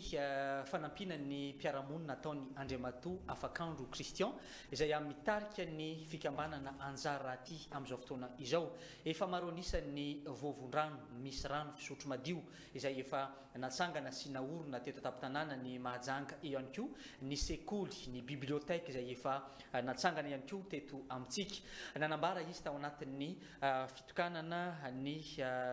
vovo iray teto an-tapin-tanàna ny Mahajanga fa ajanona kely ny fanamboarana vovo fa hiditra amin'ny fotodrafitrasa hafa mba ho fampandrosoana ny tapin-tanàna ny Mahajanga. Ny arahana hita sy ny arahana fantatra ny fanampiana ny mpiarabelona nataony Afakandro Christian nandritra ny taona maro tamin'ny fanomezana ny vovo misy rano fisotro madio. misaotra ny andriamatoa afakandro kristian moa zany nanomenay rano fisotro madio ty toerana ty fa falifaly zany zay vahoaka ny Tanambazotra ma secteur 7 ny andriamatoa afakandro kristian rano madio fisotro zay fa zay taloha dia tena nijaly mihitsy vidy rano ampômpy sady lavitra be fangalanay rano ankehitriny moa zay fa nanantona ray marina izy ty dia misaotra anazy mba hitifika miasa misaotra nareo nahazo rano zay ty mba tsy mandeha lavitra eky maka rano ato agnatin'ny ty ato zay maka rano sady tsy lavitra anay koa le raha taiza nareo teo nangala rano taloha ary vao miditra ary amin'ny garantsareta ary dia mijaly surtout andro asara alaigna amborety rano mitatra amin'ny tanana sasany dia faly zay zao mbola mitohy amin'ny fanaovana asa soa ity lehilahy ity miaraka amin'ny fikambanana anjara ty omaly zoma 20 ny volana desambra 2024 no namaranana ny fanamboarana ny vovo ho an'ny taona 2024 mazava ho azy miditra ny fahavaratra amin'izao fotoana iresantsika izao dia tsy maintsy mijanona aloha ny fanaovana vovo sy ny fizarana vovo dia izay tsy tratra nandritra ny fotoana izay dia tsy maintsy afindra amin'ny fotoana hafa satria betsaka andro-tsakorana tsy maintsy mamitaka zany ny alalin'ny rano raha ohatra ka manao vovo amin'izao fotoana izao mazava ho azy ka tsy maintsy zany mijery activité hafa zany zahay ka eto sarotra aminay no hiteny hoe zao ny activité ataonay satria mbola mamarana ny taona 2019 tsika amin'izao fotoana izao ka amin'ny 2020 zany tsy maintsy ampahafantatra ny voakany majanga zany ny fikambanana HRT amin'ireo zavatra programma zay eritseretinay ho atao ho tanterahana zany amin'ny taona 2024 zay moa zany ohatran'izay fomba fiasanay zany hoe tsy maintsy mampahafantatra mialoha zany zahay ny activité zay ho ataonay rehetrarehetra mandritra ny taona manaraka zany mba ahafahanay zany manao estimation hoe inona daholo ireo zavatra efa vitanay teo dia inona koa no atao dia arakarakin'izay zany no ahafahanay miroso ary ny fomba fiasanay dia mazava zany tsy maintsy misy ny sorodalana tsy maintsy andalovanay mba ahafahanay zany manao tombana amin'ireo ezaka rehetra zay nataonay nandritra ny taona anankiray tsy mijanona atreo ny fanampinany mpiarabelona efa nisy ny fanamboarany ny sekoly sy ny fotodrafitrasa maro samihafa teto Mahajanga itokanana atsoatso ihany koa ny biblioteka eny amin'ny fatriny Amondrona mahakasika ny biblioteka moa zany zay nataonay any Ambondrona dia efa mametaka varavarana zany zahay amin'izao fotoana izao raha tsy diso mety faramparany volana janoary zany no anokafana an'io biblioteka amin'ny fomba ofisialy tena biblioteky ngeza izy io ary lehibe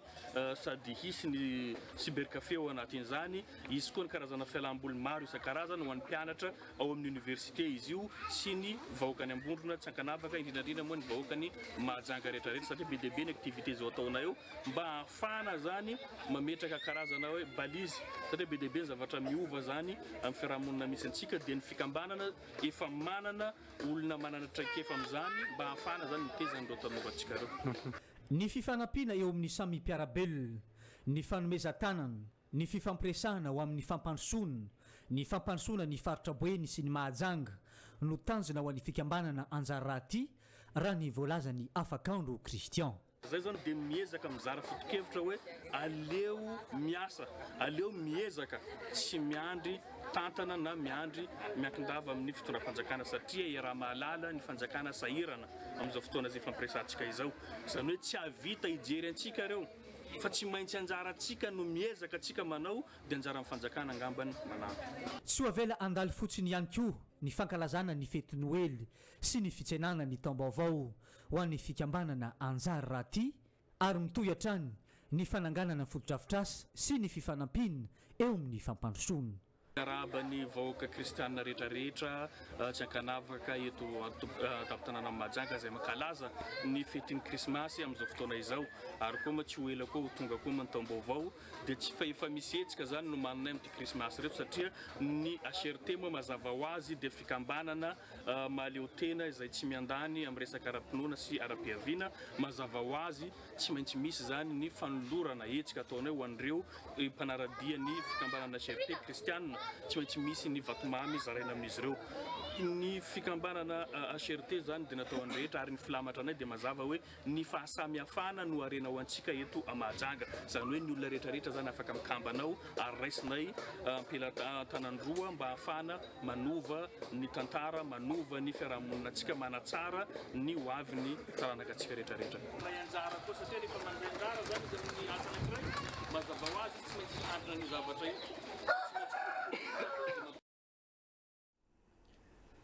Vahiny manaraka raisitsika ato anatin'ny fotoanan'ny fampahalalam-baovao ho zava-baovao ho an'ny poniny Mahajanga no hoentiny SFM eto an-tampon-tanànany Mahajanga amin'izao fotoana izao. Ny resaka développement personnel no tena roisana ao anatin'izay. Eto indrindra ahitantsika ny Ramatoa Sonia sy Étoile Filan izay hitondra ny fanazavana ho antsika rehetra any tokantrano any. Inona aloha ilay SFM mba ampahafantarina ho an'ny poniny Mahajanga? Miaraba antsika rehetra manaraka vaovaon'ny RTN amin'izao taondro izao. Ny SFM verina farany izy io groupe ao anatin'ny Facebook ifampizarana traikefa sy ifampizarana fahaizana, hitrandrana développement personnel sy resaka loi d'attraction. Efa tonga eto moa ny coach life maître Étoile Filan nazava bebe kokoa momba antsika amin'izay zavatra izay. Ya, omenanao ny sehatra, inona no tsara ho fantatra mikasika ny antondianareo eto an-tampon-tanàna ny Mahajanga? Miarabana ny poniny Mahajanga ray manontolo, averika ny SFM secret ny fahagagana sy ny zavatra mahatalanjona. Ny zavatra ampianarinao dia développement personnel, izany hoe fanomezana teknika ahafahan'ny olona anankiray mahomby. Tsy antokom-pinoana izy io fa fampianarana fanomezana teknika. Ohatra raha misy olona anankiray manana olana ara-pitiavana, nitsoaka amin'ny vadiny ohatra, dia tsy hitanao izay anaovana anazy hoe ahoana fomba hiverena ny vady koa eto anilako indray, dia omena teknika ianao hoe ataovy izao dia miverina eo aminao io vadinao io. Ohatra misy an'le olona tratran'ny fampisaviany ireny izao, le mibotsina be ny kibony, efa nandeha dokotera tsy hitan'ny radio sy ny scanner, dia omenanao ny teknika hoe ahoana ny ahafahana manala ny fampisaviana. Toy izany koa ny ara-bola, misy tsika mampiasa vola 1 million tonga dia mahomby be, nefa misy ny olona sasany mampiasa vola 10 million, 20 million, 30 million, tsy mahomby fa lany ho azy le izy. Izay ny tena antom-pisin'ny conférence aty Mahajanga. Resaka développement personnel no resahana teo. Ao anatin'izay ahoana ny fomba fandraisanareo olona, aiza ny toerana nanaovana ny hetsika dia manomboka amin'ny firy? Ny toerana nanaovana ny hetsika dia ao amin'ny Exa Don Bosco, manomboka amin'ny 2 ora sasany 22 décembre raha pitso alahady, fa mila tonga aloha ianao zany, mila tonga amin'ny 12 sasany na amin'ny 12 satria mety tsy azo toerana ianao raha ohatra ka taratara kely. Ny saran'ny fanjaisana anjara dia ray alina ariary na kely na lehibe. Ho an'izay rehetra te hiditra ao anatin'ny fikambanana amin'ny alalan'ny Facebook no resanao teo, ahoana ny fomba fidirana ao anatin'ny fikambanana? Malalaka be aloha ilay fidirana ao anatin'ny fikambanana treto. Manao recherche fotsiny ianao dia efa misy questionnaire miandry anao ao, fa ao aoriana kely mbola ho avy foana, mbola zava-baovao hitranga foana zany ao fa zavatra tsy sarotra miditra ao anatin'ilay fikambanana, izay tsy miala mizafy le izy fizarana ny sosiny tsara amin'ny maha-olombelona dia izay tsy malaina fa mandray an'izay olona vonina hiditra rehetrarehetra izay. Fanitanana farany angamba ny ho an'ny poniny Mahajanga. Satria moa izay izao vao tonga eto Mahajanga dia nitondra voandalana ho anareo, dia misy ny olona mety tsy afaka manatsika conférence izy fa mety hoe sahirana, dia nitondra izay boky secret fahagagana sy ny zavatra mahatalanjona. Ohatsy ity le boky ity, dia misy karazana teknika marobe. Ohatra raha nokatsato zao dia misy ny ato hoe fiantsoananjely sy ny sisa, dia ny karazana teknika ato anatin'ity ampy ahafahanao manampy amin'ny fahombiazanao eo amin'ny fiainana. Manentana ihany aza satria tsy ho avy aty foana izay fa invité, ka manentana anareo Mahajanga andeha amin'io conférence io satria débloquena eo no eo problème anao. Miva eo zany. Mivano eo no eo satria isy pratika iarahana aminay eo, dia miva eo no eo problème anao. Saika adiniko farany, betsaka ny olona nanontany hoe mandray consultation spéciale ve zay? Mariaka tsara mandray olona zay raha pitso amin'ny 9 ka hatramin'ny 12 ao amin'ny meva hôtel tsy misy consultation le izy fa sarany zavatra omenanao no misy 80 000 ariary izany hoe raha ho avy eo zany ianao tsy mila manontany fa olona efa vonona ny raisinao ao tsy mila hoe maka renseignement fa olona vonona ka ho anareo zay vonona iona aminay dia atsoinao ny numéro 033 29 413 00. Ya soratsika ry zareo avy ao amin'ny SFM nitondra ny fanazavana mikasika n'izay développement personnel sy ny famahana ny olana izay ny resaka fitiavana ny resaka vady sy ny zavatra rehetra izay mamatotra anao amin'ny fiainana andavanandro dia azonao atao eny amin'ny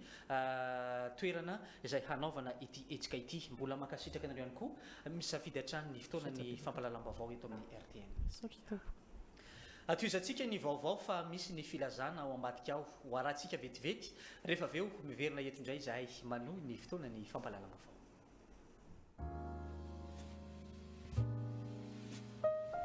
Filazana manjo amin'ny finoana ny fanantenana ny Kristy eny amin'ny raony lanitra no ampandrenesanay anareo fa ny ava malalanay Randrianjanaka Marie Florence di mamaneny dia nodimandry ny zoma 20 Desambra 2020 teo amin'ny 12 taonany manao ny filazana ny vadiny sy ny zanany rehetra ny razana dia retatory ao an-tranony ao amin'ny fokotany Mavoka Avaratra eny amin'ny Jiramambo Boboka lo 107-2-284 ity nosolo ny fampandrenesana ho an'ny rehetra izay tsy tratrantso noho ny afenondrano be loatra.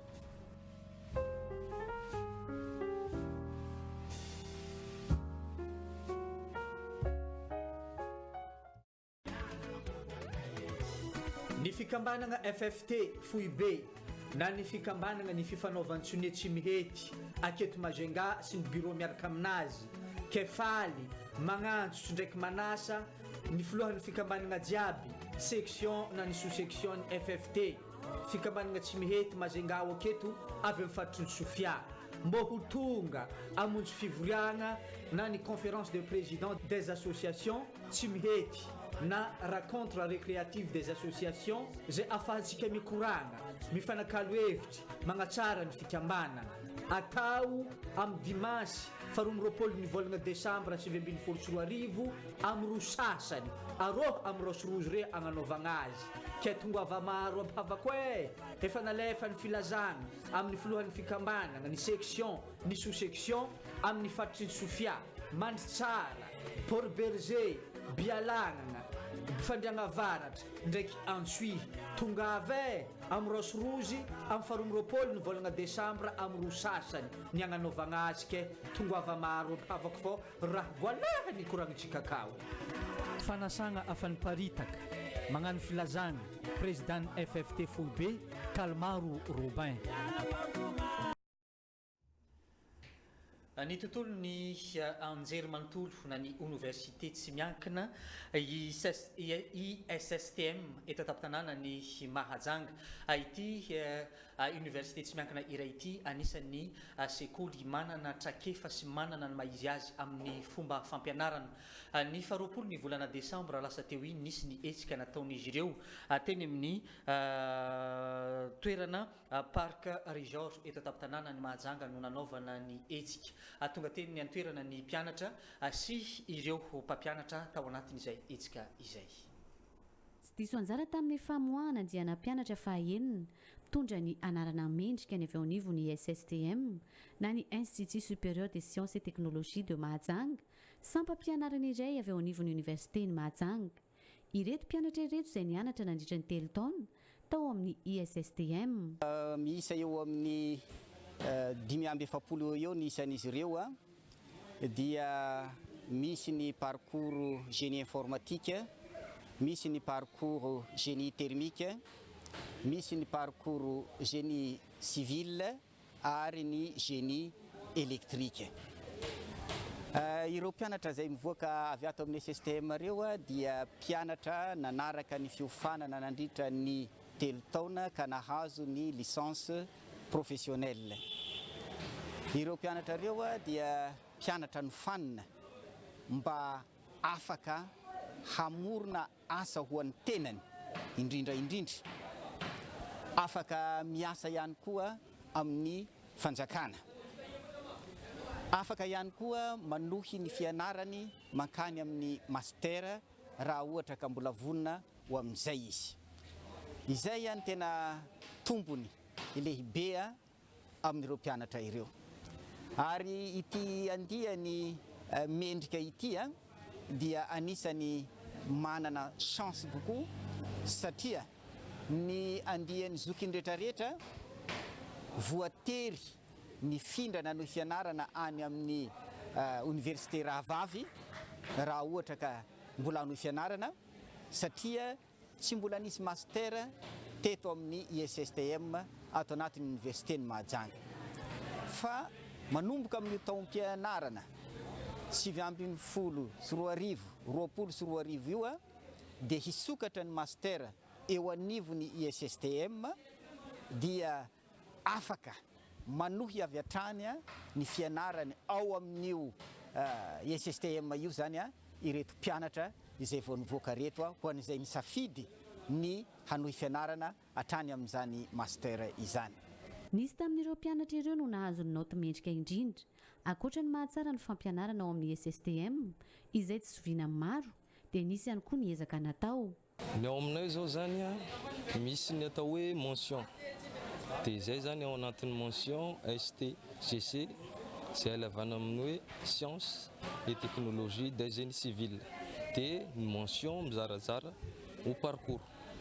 Dia ny parcours ao amin'ny sciences et technologie des génies civils zany amin'izao mbola ray aloha hatramin'izao. Fa amin'ny fidirana avy eo zany izy mbola misy hydraulique sy ny aménagement sy travaux publics. Fa ny tenako zany ao amin'ny bâtiment et travaux publics. Zay ny parcours tena nidirako zany. Le hoe en tant qu'izy fanjakana zany zay nidirako tao sy ny formation nomendreo zany izay avo dia avo araka ny tenin zareo tao iny hoe ny mpianatra sortant avy ao tsy latsa-danja amin'ny université Rahavavy sasany. Manana tombony lehibe ireto mpianatra ireto satria dia misy ny fisokafana vaovao ao amin'ny SSTM amin'ity taom-pianarana ity. Misokatra eo anivon'ny SSTM ny master ny antsoina hoe biomédical. Mivoaka avy eo zany ny ankizy dia ingénieur biomédical. Zava-baovao tanteraka izy io ka tsara zany ny mpianatra izay liana ho amin'izany manatona ny ISSTM misoratra anarana sélection moa zany ny atao dia zay tafiditra. Ngamba ny hamarana anazy dia izao miantso anireo mpianatra vaovao izay vao nahavita nahazo ny mari-pahaizana baccalauréat mba tonga hanohy ny fianarany ao amin'ny ISSTM. Fa tsy hanenenandry zareo ny anohizan'izay fianarana izay ao anatin'ny SSTM satria ny zaza mivoaka avy ao amin'ny SSTM tsy mba hamahalala ny antsoina hoe chômage zany. Fa izay efa tena tsy hanao angamba ny tratra amin'izany satria rehefa tsy mahita asa any amin'ny fanjakana izy, tsy mahita asa any amin'ny orinasa izy dia afaka mamorona ny orinasa ho azy manokana. Efa misokatra amin'izao fotoana izao ny fisoratana anarana ao amin'ny ISSTM. Vonona ny andray ireo rehetra manana ny mari-pahaizana baccalauréat izy ireo.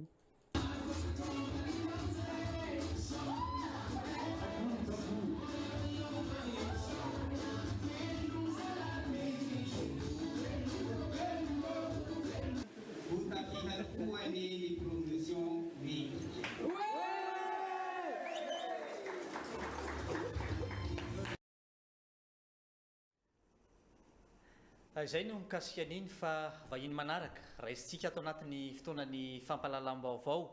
ary zareo misy olo tena ny groupe Salakady eto an-tampon-tanàna ny Mahajanga tsy avelan'izy ireo andalo fotsiny ny fetin'ny krismasy amin'ity taona 2024 ity fa manana anjara boriky izy ireo ny ampifaliana ny poniny Mahajanga amin'ny alalan'ny etsika izay tanteran'izy ireo eto amintsika eto indrindra ahitantsika ny Ramatoa Zavitsara sy Andriamatoa Osni izy ireo no misolo tena ny groupe Salakady eto amin'ny plateau ny radio Telenakay. Mankasitraka anareo ary miaraba anareo ihany koa. Ya, miaraba ny Willy, miaraba ny poniny Mahajanga rehetrarehetra koa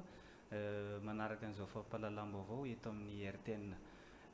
Reto izay tarika salakady araka nefa fantatra antsika eny amin'ny haino aman-jery misy ny seho lehibe izay ho ataonay ao amin'ny la promenade Rapitso alahady amin'ny 4 ora tolakandro. Io seho dia hoentinay anokafana ny fankalazana ny izao krismasy zao dia nanomana seho izay tarika salakady seho miavaka izay no antony nanaovana azy ao amin'ny la promenade satria raha ny mahazatra antsika dia ao amin'ny maison de la culture foana ny salakady manao hetsika fa indray mitoraka aty zany natao amin'ny la promenade. Misy antony ny mahatonga an'io satria izay tarika salakady dia tsy sasatra foana no mitady zavatra vaovao sy tsaratsara kokoa amin'ny resaka fampisehoana indrindrandrindra amin'ny fitorinan'ny filazantsarankira amin'ny faritra eto Mahajanga. Ka izay indrindra no antony ekaranay plateau amin'izao atoandro zao satria Rapitso ny fotoana ny ora sisa ny andrasana dia manentana tsika rehetrarehetra pon'ny Mahajanga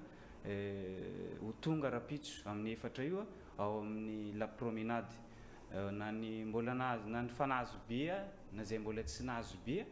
dia asaina ho tonga Rapitso ary mitongava loloha satria la promenade somary voafetra ihany ny toerana ka izay indrindra no anasana itsika rehetrarehetra hoe mitongava aloloha satria maro koa ny zavatra surprise izay tsy lazainay eto fa any antsika mahita azy amin'ny fotoana Rapitso io. Eto ihany koa ny ramatoa Zafitsara izay anisan'ny ao anatin'izay tarika izay. Ahoana sy ahoana ny fanomanana amin'izao fotoana izao? Misy ny hira maro samihafa ahafantarana ny salakady ho hitaovy izy ireo. Misaotra ny Wilina ny fitenenana dia mbola veriko ihany miaraba antsika rehetra izay manaraka izao fampahalalam-baovao amin'ny atoandro izao.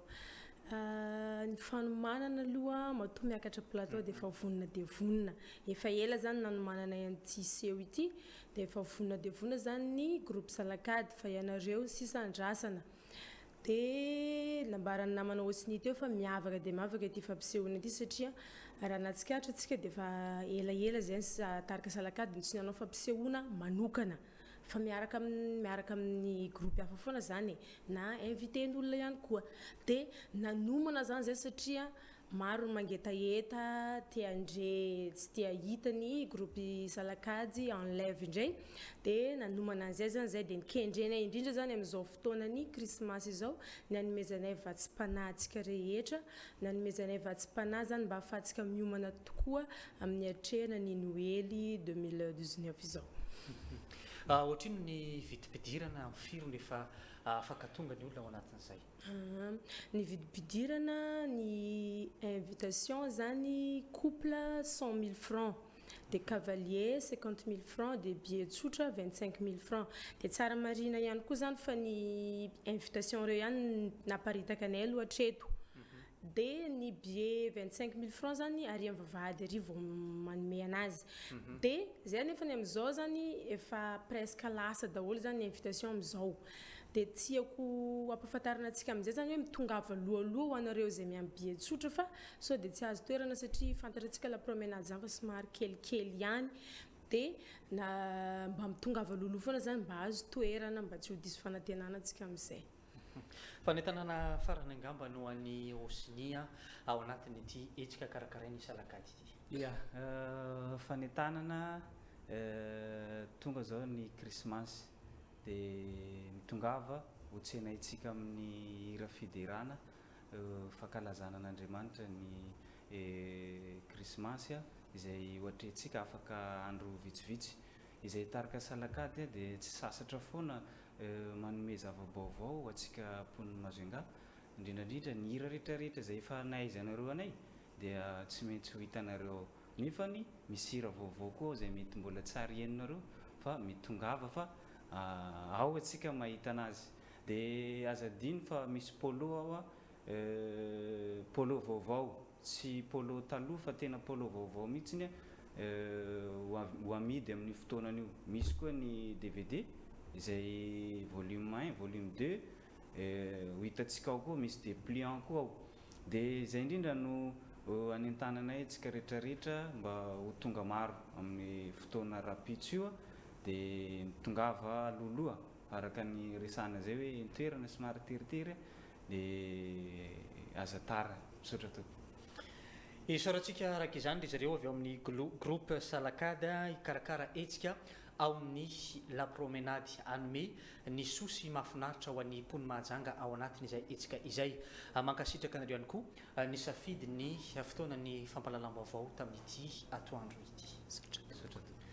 Toizantsika ny fotoanan'ny fampalalam-baovao mbola baraingo ho an'ny mpony mahajanga ny mikasika ny raharaha Otiva Boeny hatramin'ny izay. Omaly kosa no nanaovan'izy ireo ny fivoriana sy ny faneho-kevitra ary nisy ny zavatra tapaka tao anatin'izany ho famahana ny olany Otiva ato anatin'ny faritra Boeny. Teny an-toerana nijery ny zavamisy nanao ny fanadiadiana sitraka Randrinjatovo. Tapaka ny mpikambana rehetra ao amin'ny Otiva Boeny fa ho raisin'ny positra malagasy ny fitantanana ity Otiva Boeny ity manomboka izao. Nisy ny fanapahan-kevitra natao niarahana ireo tompon'andraikitra rehetra sy ireo mpikambana nanapahana izao fanapahan-kevitra izao no sady nanaovana tatitra ny zavamisy ihany koa. Dia eto zany zao no jerena ny compte rehetrarehetra 2014, 2015, 2016, 2017, 2018 izay zany mahafivoriam-be ara-potoana anazy. Dia eto ihany koa no anaovanay tatitra administrateur provisoire zany mpitantana Vonjimaika inona ny vita tamin'ny zahay napetraka teto tamin'ny mai 2016 ka hatramin'izao ary indrindra zany ny anavotana ny Otiva Boeny satria eto no anapahan'ny membre rehetra izay tafavory atao hoana zany ny hoavin'ny vola izay napetraka zareo indrindra dia no ny positra malagasy moa zany no mpanavitra azy dia ny mila tapahan'ny mpikambana amin'ny lafiny ara-dalàna zay mba ahafahana mizotra makany amin'ny fandraisan'ny positra malagasy azy. Manomboka izao dia mpiara-miasa tanteraka ny positra malagasy sy ny Otiva Boeny. Tonga tao ihany koa araka izany ny tale jeneraly ny positra malagasy nitondra fanazavana manoloana ireo mpikambana. Voasoratra ao anatin'ny protocole d'accord soniavina tamin'ny 28 octobre iny misy dingana maromaro izay tsy maintsy atao ao anisany izao fiantsona fivorian'ny membre assemblée générale ordinaire ny membre ny Otiva Boeny zao izay anapahana hevitra hoe anaovana tatitra mikasika ny asan'ireo administrateur provisoire izay niasa tao anatin'izay fa indrindra ihany koa anapahany membre hevitra hoe andraisana zareo fanapahan-kevitra hoe ekena ve sa tsy ekena ny andraisan'ny positra malagasy ny Otiva Boeny. Izay zany ny ataontsika zao androany zao fa mbola ao anatin'ny fivoriana moa tsika zao dia mbola tsy fantatra hoe ekena sa tsy ekena zay an'izay. Velom-panantenana ireo mpikambana hita ho izy ireo fa miroso amin'ny vahaolana ireo tompon'andraikitra. Efa mahavelom-bolo aloha raha midingana vita satria matoky ny Andriamatoa filoha Adjaina filohan'ny Repoblika izahay raha tamin'ny intervention nataony dia hoe ahita mangira antsika na mahita sorabola amin'ny 25 décembre fa tsy izay kosa aloha zany hita androany fa fahita soritra sahady fa tsy ho tafiditra anatin'ny atao hoe liquidation angamba raha ohatra ka tapaka ny fanapahan-kevitra rehefa avy eo ny Otiva Boeny fa misaotra ny positra malagasy sy finiava ny ara-iasa amin'ny Otiva Boeny ary matoky izay fa tsy anary anay aty amin'ny Otiva Boeny Andriamatoa filohan'ny Repoblika hatreto ary mananteny zay fa ivahany olana Otiva. Manomboka eto dia afaka miroso amin'ny dingana manaraka ny rehetra ity fivoriam-be niarahana tamin'ireo mpikambana ity izay nataony zoma faharoapolo ny volana Desambra taona 2024 teo tao amin'ny efitrano malalaka ny fiangonana zona vaovao.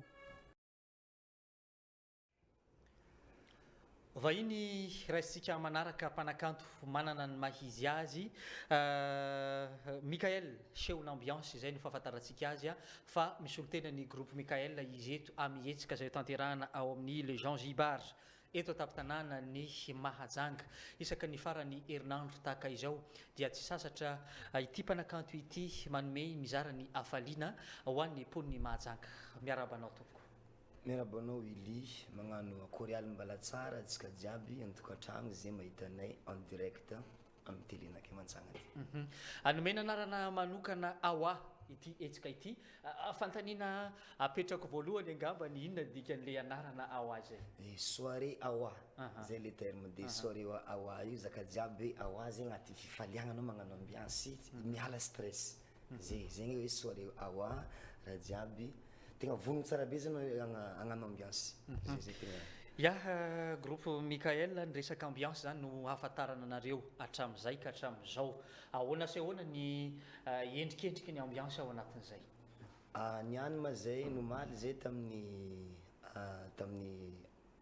fokotany za Ambalavola tamin'ny terrasse tary zay nomaly saoragna edinareo navy maro tsy omby tao place tsisy de niany zay le Zanzibar ex le taxi B. Ao zay ahitagna groupe Mikael niany au grand complet zay ho avy eo miaraka amin'ny tuba vaovao be zay varie indesinay. Ao anatin'izay misy ny hira zay efa ahafantarana anao hatramin'izay. Ahoana reo hira eo hita ao ve?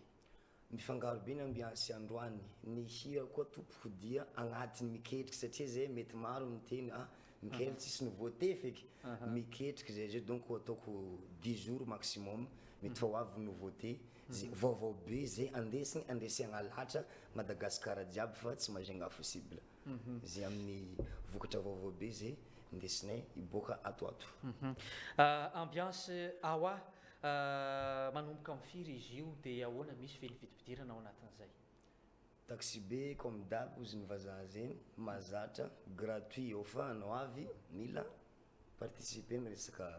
figiagna fa gratuit ao raha jiaby impaiky indrindrandrindra amin'ny lafiny sécurité ndraiky parking efa milaminy. Ianareo zay mbola tsy mahay indrindra atsika vakansiena avy eto aiza Zanzibar taxi B taloha izy io fa niova gérance izy lasa Zanzibar amizay ampita amin'ny tribunaly Majunga B.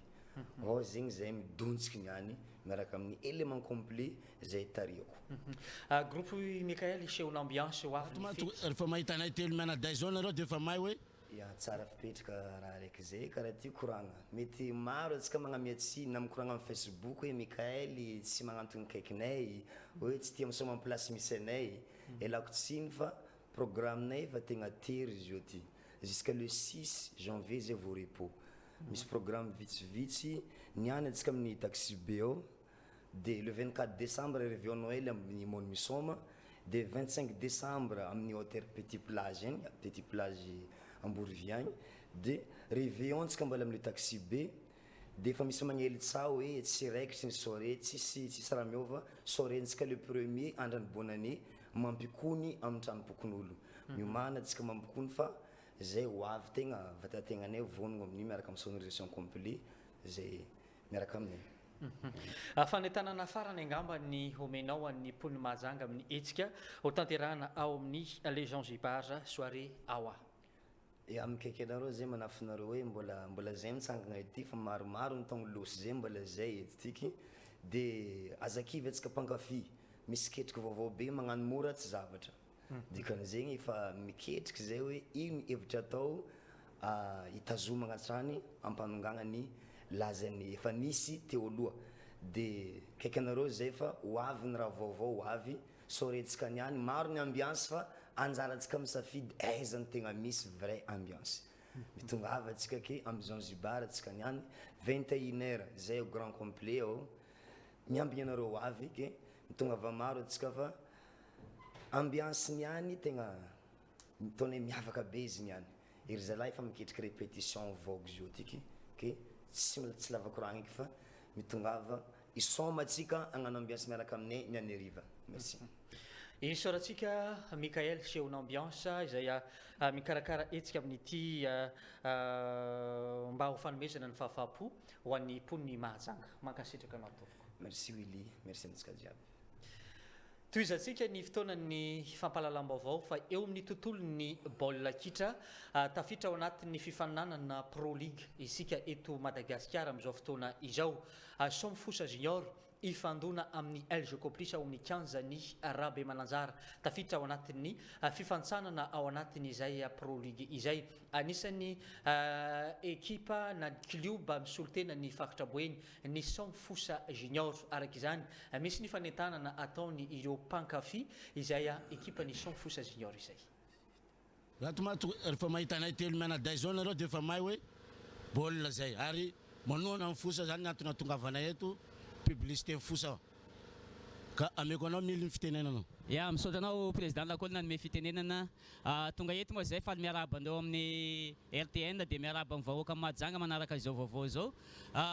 Ny atondrinay moa zany dia anentana amin'ny vahoaka Mahajanga ho tonga hijery baolina amin'ny Kandrarabe Mananjara rapitso alahady amin'ny roa sasany zay fihaonan'ny Fosa Junior Mboentsy LG Complice avy any Antananarivo ka mitongava tsika voaka Mahajanga anontsona ny ekipatsika tsy manana ho afa-tsy club raika io Fosa Junior io zany amin'ity Orange Pro League ty ka mila point zany Fosa Junior am'izao mifatongavatsika maro no tena ilaina ka mitongavatsika fa ny vavahady anankitelo efa nisokafana zany ny vidibidirana natao mirary dia mirary ny any ambany moa zany atao hoe 3000 ariary ny ambony 5000 ariary ary ny lalao baolina keta manomboka amin'ny roa sasany dia amin'ny 250 zany efa misokatra ny vavahady ka omeko amin'ny madame Eveline zany ny fanampin'izay. Voalohany aloha dia manentana antsika vahoaka amin'ny Majunga mba ho tonga hamonjy ny lalao baolina kitra izay ihaonan'ny LG Complice sy ny Fosa Junior Mboeny. Atsika vahoaka amin'ny Majunga dia aza taitaitra mihitsy amin'ny resaka n'olona na inona hoe restary marina resy ohatrany tamin'ny Kosfa resy tamin'ny Jefa fomba ny lalao zany ary ity Pro League atao ty tompoko dia mbola oela izy ty dia vola kilava kilalao mbola oela vao tapitra aller retour ary na hoe 19 points 18 points reny ane moatra ny satra jiaby lakôly reo mandeha aya reo tsy mandeha aya retourndreo amintsika eto olo jiaby kila jao amin'ny taninazy ke aza taitaitra tsika voaka amin'ny Majunga azakadalain'olo maître Titi zao ary maître Titi eo foana tsika manamboatra raha le tsy mety amboarina fomba ny lalao zany ka tongava tsika voaka amin'ny Majunga fa farany ahitany ekipatsika amin'ty 2019 ty milalao fa kansikely ny ekipatsika fa ty zany ny match ho ataony dia ity zany no anisany cadeau ameny club Fosa Junior atsika satria andresy atsika milady tompoko ao dia cadeau omeny atsika fisaorana ameny atsika voaka amin'ny Majunga tongava maro atsika ary ao koa zany atsika milady io dia tsy afaka mivoaka atsika tompoko tsisy be de sortie fa ny ao dia efa misy sakafo ara-dalàna daholo be de be ny sakafo ao ny jus dia tsy mivoaka atsika fa ao ihany zavatra rehetra ilayntsika misaotra tompoko. Zay moa zany mbola tsy sasatra manentana fotsika 26 foko tany Majunga eto foana andeso leroa andeso dadilay andeso dady andeso zoky zandry jiaby fa azo atao tambana lamba tsy voasasa fa tongava maro mandeza rehefa koa anao tsisy karana anay ty mandeza t-shirt orange amizay rako kotatsika orange io vao mitraka masony LG koa jerevandreo ty adversaire anay jiaby neto olo jiaby reto ary Majunga ty mitia clubndreo ampanitetsika anareo fitiavatsika fosa andeso anareo alabattoara tsara rano nosikely valenaka zay koa ma nosikely ao marary tia fosa koa io za mangataka anazy mba azo fahasalamana tsara tongava jiaby anareo rehefa era Majunga ty ay ao zano anao labattoara andeso manafo labattoara reo ripero tia fosa io za mahita mila miady anakaiky mila miady amin'olo mihitsy pero io fitiavan'ny fosa ka teneno reo zano ato madame Eveline ameko anao mamaranandro le fitenenanao. Ya ny vidibidirana zany ny gradin 3000 ariary any ambany misokatra daholo ny varavarana anankitelo ny ambony 5000 ariary amin'ny raiky amby folo misokatra amin'ny vavahady amin'ny roa sasany manomboka ny lalao atsika tsy matahotra LG koa zany fa LG koa zany olo fa raraka lakôly bôka nampiakarina forcé reo tsy anatin'io nampiakarina to forcé io tsy atanareo fara manday olo ata firy zay tsy mavozo anareo fara sporteran'ny LG koa fa zay koa maleo bôka reo olo fa raraka tsy anatin'ny pro league ty fa nampiakarina forcé io zany olo fa tsy anatin'ny compte mihitsy zay tsy mavozo pare tsara bôka mbo mahazo reo amaray tongava jiaby atsika vahoaka Majunga ivery lalao io raha tsy amindreo reny misona reo maray riva koma 5h30 reo fa misona raha tsy amindreo. Izay ny fanentanana eo amin'ny fiaonan'ny Som Fosa Junior sy ny LG Complice avy any Analamanga tafiditra ao anatin'ny fifantsarana ho an'ny Pro League eny amin'ny kianjan'ny Rabe Mananjara no anaovana ny lalao fa nisy ny diabe namakivaky ny tanàna izay notanterahany fikambanany SOS village d'enfant eto an-tampon-tanàna ny Mahajanga mankalaza ny fahatelopolo taona ny orenany teto Madagasikara. Ity fikambanana ity nisy ihany koa ny lanonana izay tanterahana teny amin'ny tranobe ny kolotsaina eto an-tampon-tanàna ny Mahajanga. Teny toerana nanao ny fanadiadiana Anise Rasomadimby.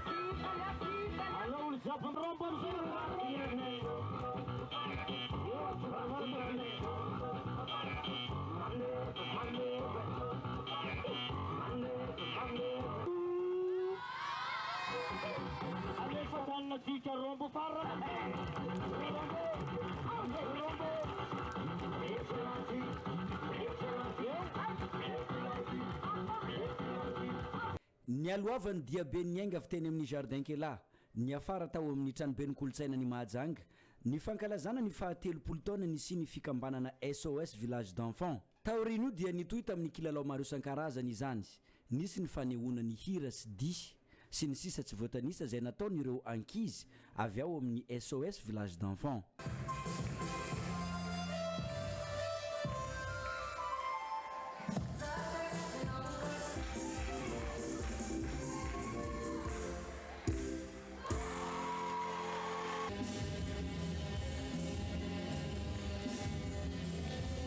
Ny SOS village d'enfant niorina tamin'ny taona 1970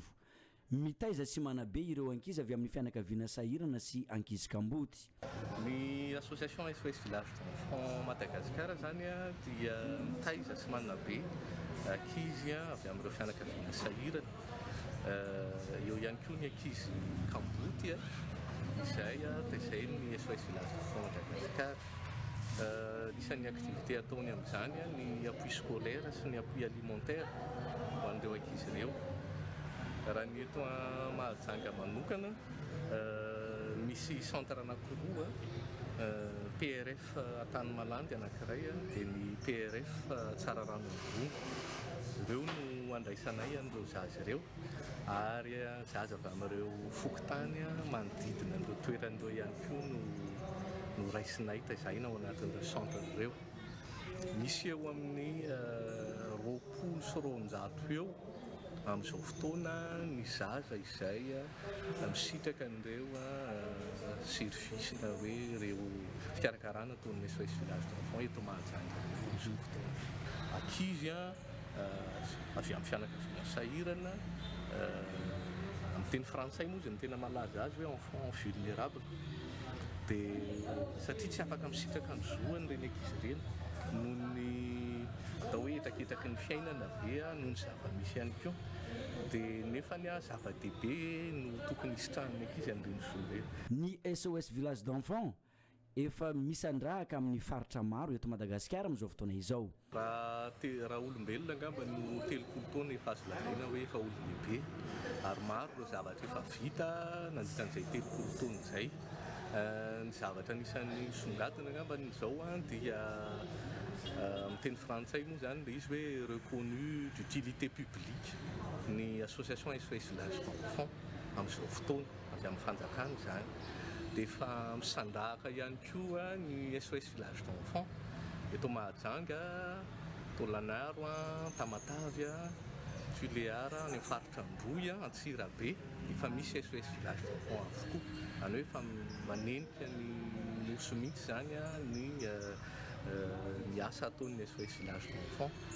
Maro ireo activité izay atao anatiny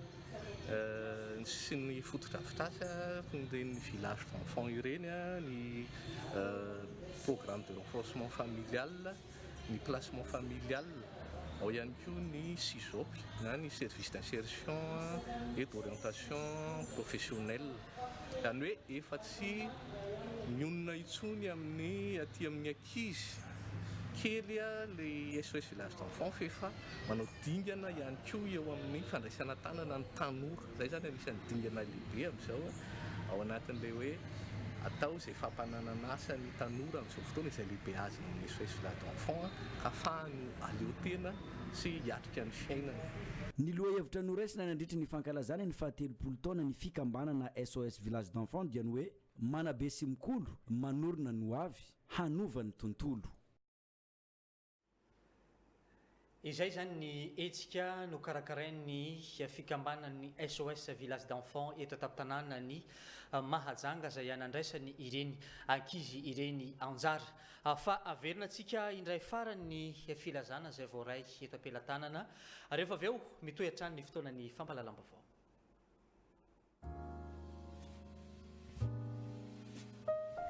Filazana manjo amin'ny finoana ny fanantenana ny Kristy eny amin'ny rahony lanitra no ampandrenesanay anareo fa ny ava malalanay Randrianjanaka Marie Florence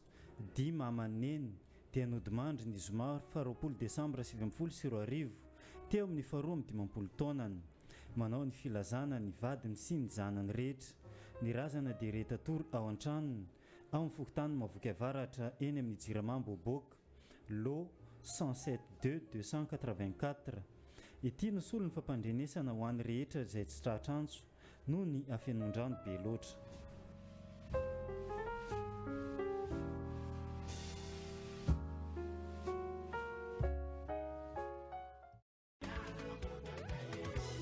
Ny fikambanana FFT Foibe na ny fikambanana ny fifanaovan-tsony tsy mihety aketo Majunga sy ny bureau miaraka aminazy kefaly magnantso ndraiky manasa ny filohan'ny fikambanana jiaby section na ny sous-section FFT fikambanana tsy mihety Majunga aketo avy amin'ny faritry ny Sofia mbo ho tonga amonjy fivoriana na ny conférence de président des associations tsy mihety na rencontre récréative des associations zay afahantsika mikorana mifanakalo hevitry magnatsara ny fikambanana atao amin'ny dimansy 12 Desambra 2024 amin'ny roa sasany aroa amin'ny Rose-Rouge re agnanaovagna azy ke tongava maro ampavako efa nalefa ny filazana amin'ny filohan'ny fikambanana ny section ny sous-section amin'ny faritry ny Sofia Mandritsara Port Berger Bialagnana Fandriagna Avaratra ndraiky Ansui tongava amin'ny Rose-Rouge amin'ny 12 Desambra amin'ny roa sasany ny agnanaovagna azy ke tongava maro ampavako fô raha boalahany koragnitsika kao fanasagna afaniparitaka magnano filazana président FFT Foibe Kalmaro Robin. Fa université iray anisany manana ny maizy azy eto an-tampon-tanàna ny Mahajanga ny UGM na ny Institut Universitaire de Gestion Management ao anatin'izay dia nisy ny etsika izay nikarakarain'izy ireo ny 7 ny volana Desambra lasa teo iny afapony rehetra fa indrindra ireo mpianatra sy mpampianatra izay nanatevina ny lanonana natao tamin'ny andro ny lakamisy izay teny an-toerana Aldora Kotoarlala sy sitraka Rarazatovo nanaraka akaiky ny zava-misy.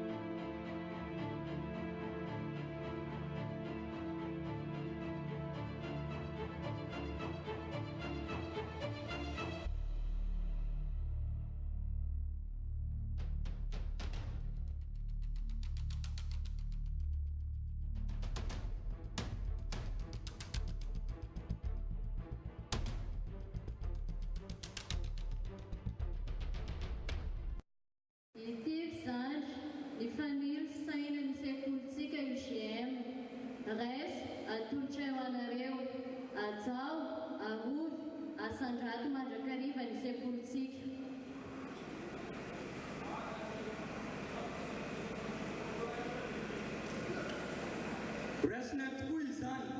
ary hoajanay sy arovanay asandatra iavo ny sekolinay UGM manomboka an'io ary mandrakizay. Mpianatra miisa 310 nanaraka ny fiofanana tao amin'ny UGM na ny Institut Université de Gestion et de Management ao anivon'ny Université ny Mahajanga no navoaka tamin'ny fomba ofisialy ny alakamisy 7 ny volana Desambra taona 2024 teo maro ireo sampam-piofanana na ray nyreto andiana mpianatra ireto. Tsy androandroany ty moa zany no fankalazaina ny fivoaham-pianatry ny UGM farany tamin'ny tsy taona ty. Marina moa zany fa namoaka promotion maromaro zay tamin'ny tsy taona ty dia nisan'ny mpianatra navoakanay tamin'ny tsy 19 décembre ty moa zany dia miisa 300 be zao ny isan'ny mpianatra ary ny ankamaroan'ireo mpianatra zay navoakanareo dia mpianatra licence ny tena ankamaroany zany ny 80% ireo mpianatra ireo dia nizahanay tena hoe nanao mihitsy zay nahafapohan'ireo mpianatra eo satria tena nanao ezaka zareo tamin'ny fianarana nandrindry ny taona moa ny fotoana koa efa farany taona dia ty moa zany hoe anisan'ny hoe fety iarahanay mitambatra miaraka amin'ny mpianatra marque zay hoe fahavitany tao-pianarana zay ihany koa moa zany le izy dia namoaka ihany koa zany zay mpianatra nanao formation professionnelle en resaka bureautique fa mety vitsivitsy ihany izy ireo fa rehefa hoe mpianatra ny UGM zany fa ao amin'ny faculté en gestion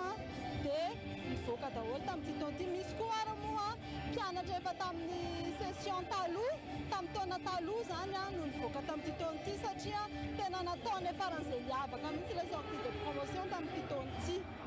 Ny tanjonay moa zany ao aorianan'izao sortie de promotion zao voalohany indrindra dia nahitany mpianatra asa manerana ny domaine rehetrarehetra zay na secteur public na secteur privé dia tanjonay moa zany tsy hoe mahazo diplôme fotsiny mpianatra dia hoe tapitra ohatreo ny fianarana dia mifalifaly fa hoe miezaka ihany koa zay mampatsiaro amin'ny mpianatra foana hoe azadino manao stage satria ny pratika any am-pianarana no tena hoe any amin'ny toeram-piasana no tena zava-dehibe sy ahitany zareo kokoa traikefa mba ahafahan'izy ireo tena hoe mahazo aina tsara zany eo amin'ny lafiny asa dia miezaka ihany koa zany zay hoe manatsara trany ny kalitao fianaranay isa-taona mba hampatonga ihany koa ho tsaratsara mandrakariva zany vokatra miezaka koa zay amin'ny taona ho avy mba betsabetsaka noho izay ny mpianatra ho avoakanay fa ny année scolaire moa zany no ny amin'ny taona ty no efa tapitra dia efa mikarakara indray zao zay ny année scolaire manaraka. Niavaka ny lanonana tamin'ny fotoana io sady anisan'ny mampiavaka ny UGM izany nandritra ny fandraisam-pitenenana ny fanesy dia nitondra teny fitsi-fandrano ireo mpianatra ny taleny UGM. Arabaina rakizy ary tafitao izy ny fiteny raha tsy teny hoe mitonga ohatranay satria tsy tonga lafatra izahay fa mioary anay izay ngamba ny firaritso ho anareo nefa koa tsy hijano ny firaritsotsika fa matoa tonga ohatrany androany zao tsy toto ny fotoana androany dia eo ray olona marobe manodidina atsika tsara iarahantsika misaotra satria za dia tsy olona eza koa fa niara ny aina tamintsika teto na dia tony fotoana nianarantsika rehetra zay dia misaotra voalohany indrindra misaorana sy nomena mpakasitrana dia andreo matoa fotoan'ny université ny Majunga amin'izao fotoana nanampy tamin'ny hevitra tamin'ny fotoana ary tsy niamboadidy tamin'ny fandraisana ndraikitra mombantsika ataon'ny lafim-pitantanana sy toe-kareny UGM moa zany ary misaorana ihany koa ireo mpampianatra rehetra izay namolavolantsika na mpampianatra raikitra na ireo mpitsety izany misaotra hoe mankasitraka izahay ataon'ny administration atao fikarakarana ny reto zany reto rehefa vita tahak'izay misaorana ny ambaratonga tsirairay dia misaotra ihany koa izy nyfiteny hoe mipartenaire ataon'ny fitantanana sy toe-karena manokana dia tsy maintsy eo ao mila ireo mpiara-nononantotsika satria avy any amin'ny sehatry ny asa no tena esantsika ka noho izay zavatra izay dia misaotra makatelo an'ireo mpiara-monina marobe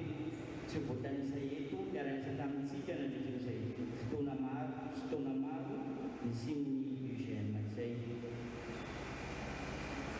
Ny manaraka izay dia raha ny lasa no tanysaina teo nomena fisaorana nakasitrahana dia tsara ihany ny mamitina no avitsika amina teny iray dia ny manokatra lalam-baovao rivo-baovao eto amin'ny sekolintsika. Miova mihitsy ny teny targetantsika dia ny créateur d'avenir mamorona ho avy. Izay famorona ho avy izay dia ho ataontsika vandondra raha amin'ny taona manaraka 2024. Miova tanteraka ny fomba fampianaranay mpampianatra tsy mpanabe zay fomba mpianatra. Miova ny fomba fampianaranay anareo anaraka ny toetrandro misy amin'izao fotoana sy ny toetany misy amin'izao fotoana. Ny tanjon'ny UGM dia tsy mijanona amin'ny fampianarana fotsiny ihany fa miezaka mampivoatra sy maha-olombalona ireo mpianatra ihany koa. Profon'izany dia tonga nanome voninahitra ny lanonana ny solotena ny anterimenam-pirenena tamin'ny alalan'ny solombavam-bahoaka. Manararaotra moa miarahaba ny mahajanga rehetrarehetra amin'izao fahatongavana izao tonga eto tokotra ny tenako tsy hoe amin'ny mahasolombavam-bahoaka anahy fa namonjy ny fetin'ny UGM androany io dia izany hoe ny zanako moa anisan'ny nivoaka tao dia nomeny zareo voninahitra koa ny tenako amin'ny mahasolombavam-bahoaka anahy satria député de Madagasikara afaka mandray ny andraikitra mahasolombavam-bahoaka amin'izay andehanana rehetra. Maro ireo sampam-pianarana hita ao amin'ny UGM. Ireto andiany maro ireto no vitatreo fa mbola misokatra kosa ny fisoratana anarana ho an'ireo manana ny mari-pahaizana baccalauréat. Ny sampam-piofanana misy ato aminay moa zany misy parcours maromaro ato aminay ny commerce, ny gestion dia ao anatin'izay misy marketing et communication, finance et comptabilité, commerce international, RH na ressources humaines, logiciel de gestion informatique, dia misy ihany koa audit, dia misy ihany koa filière maromaro management. Dia ny asainay zany mba tonga any amin'ny UGM ny mpianatra raha te ahafantatra misy kokoa ny UGM fa ny zavatra ampanentenainay kosa no an'ireo mpianatra vao avy mivoaka zany dia raha hitanareo ny akon'izao sortie de promotion zao dia tsy hoe manao publicité zay sanatria fa tena aseho anay amin'ny kalitao ny zavatra izay ataonay mihitsy ny hoe olona manao gestion na ny mpiasa na ny mpianatra izay ato ary tena hoe manana traikefa mihitsy amin'io resaka management et gestion io. Taorian'ny fizarana ny mari-pahaizana dia anisan'ny fara amin'ny sakafo ny arahany rehetra ary nofaranana tamin'ny alalan'ny alim-pandihizana ny arahana tamin'ny mpanakanto kalaza sy malovainina izany.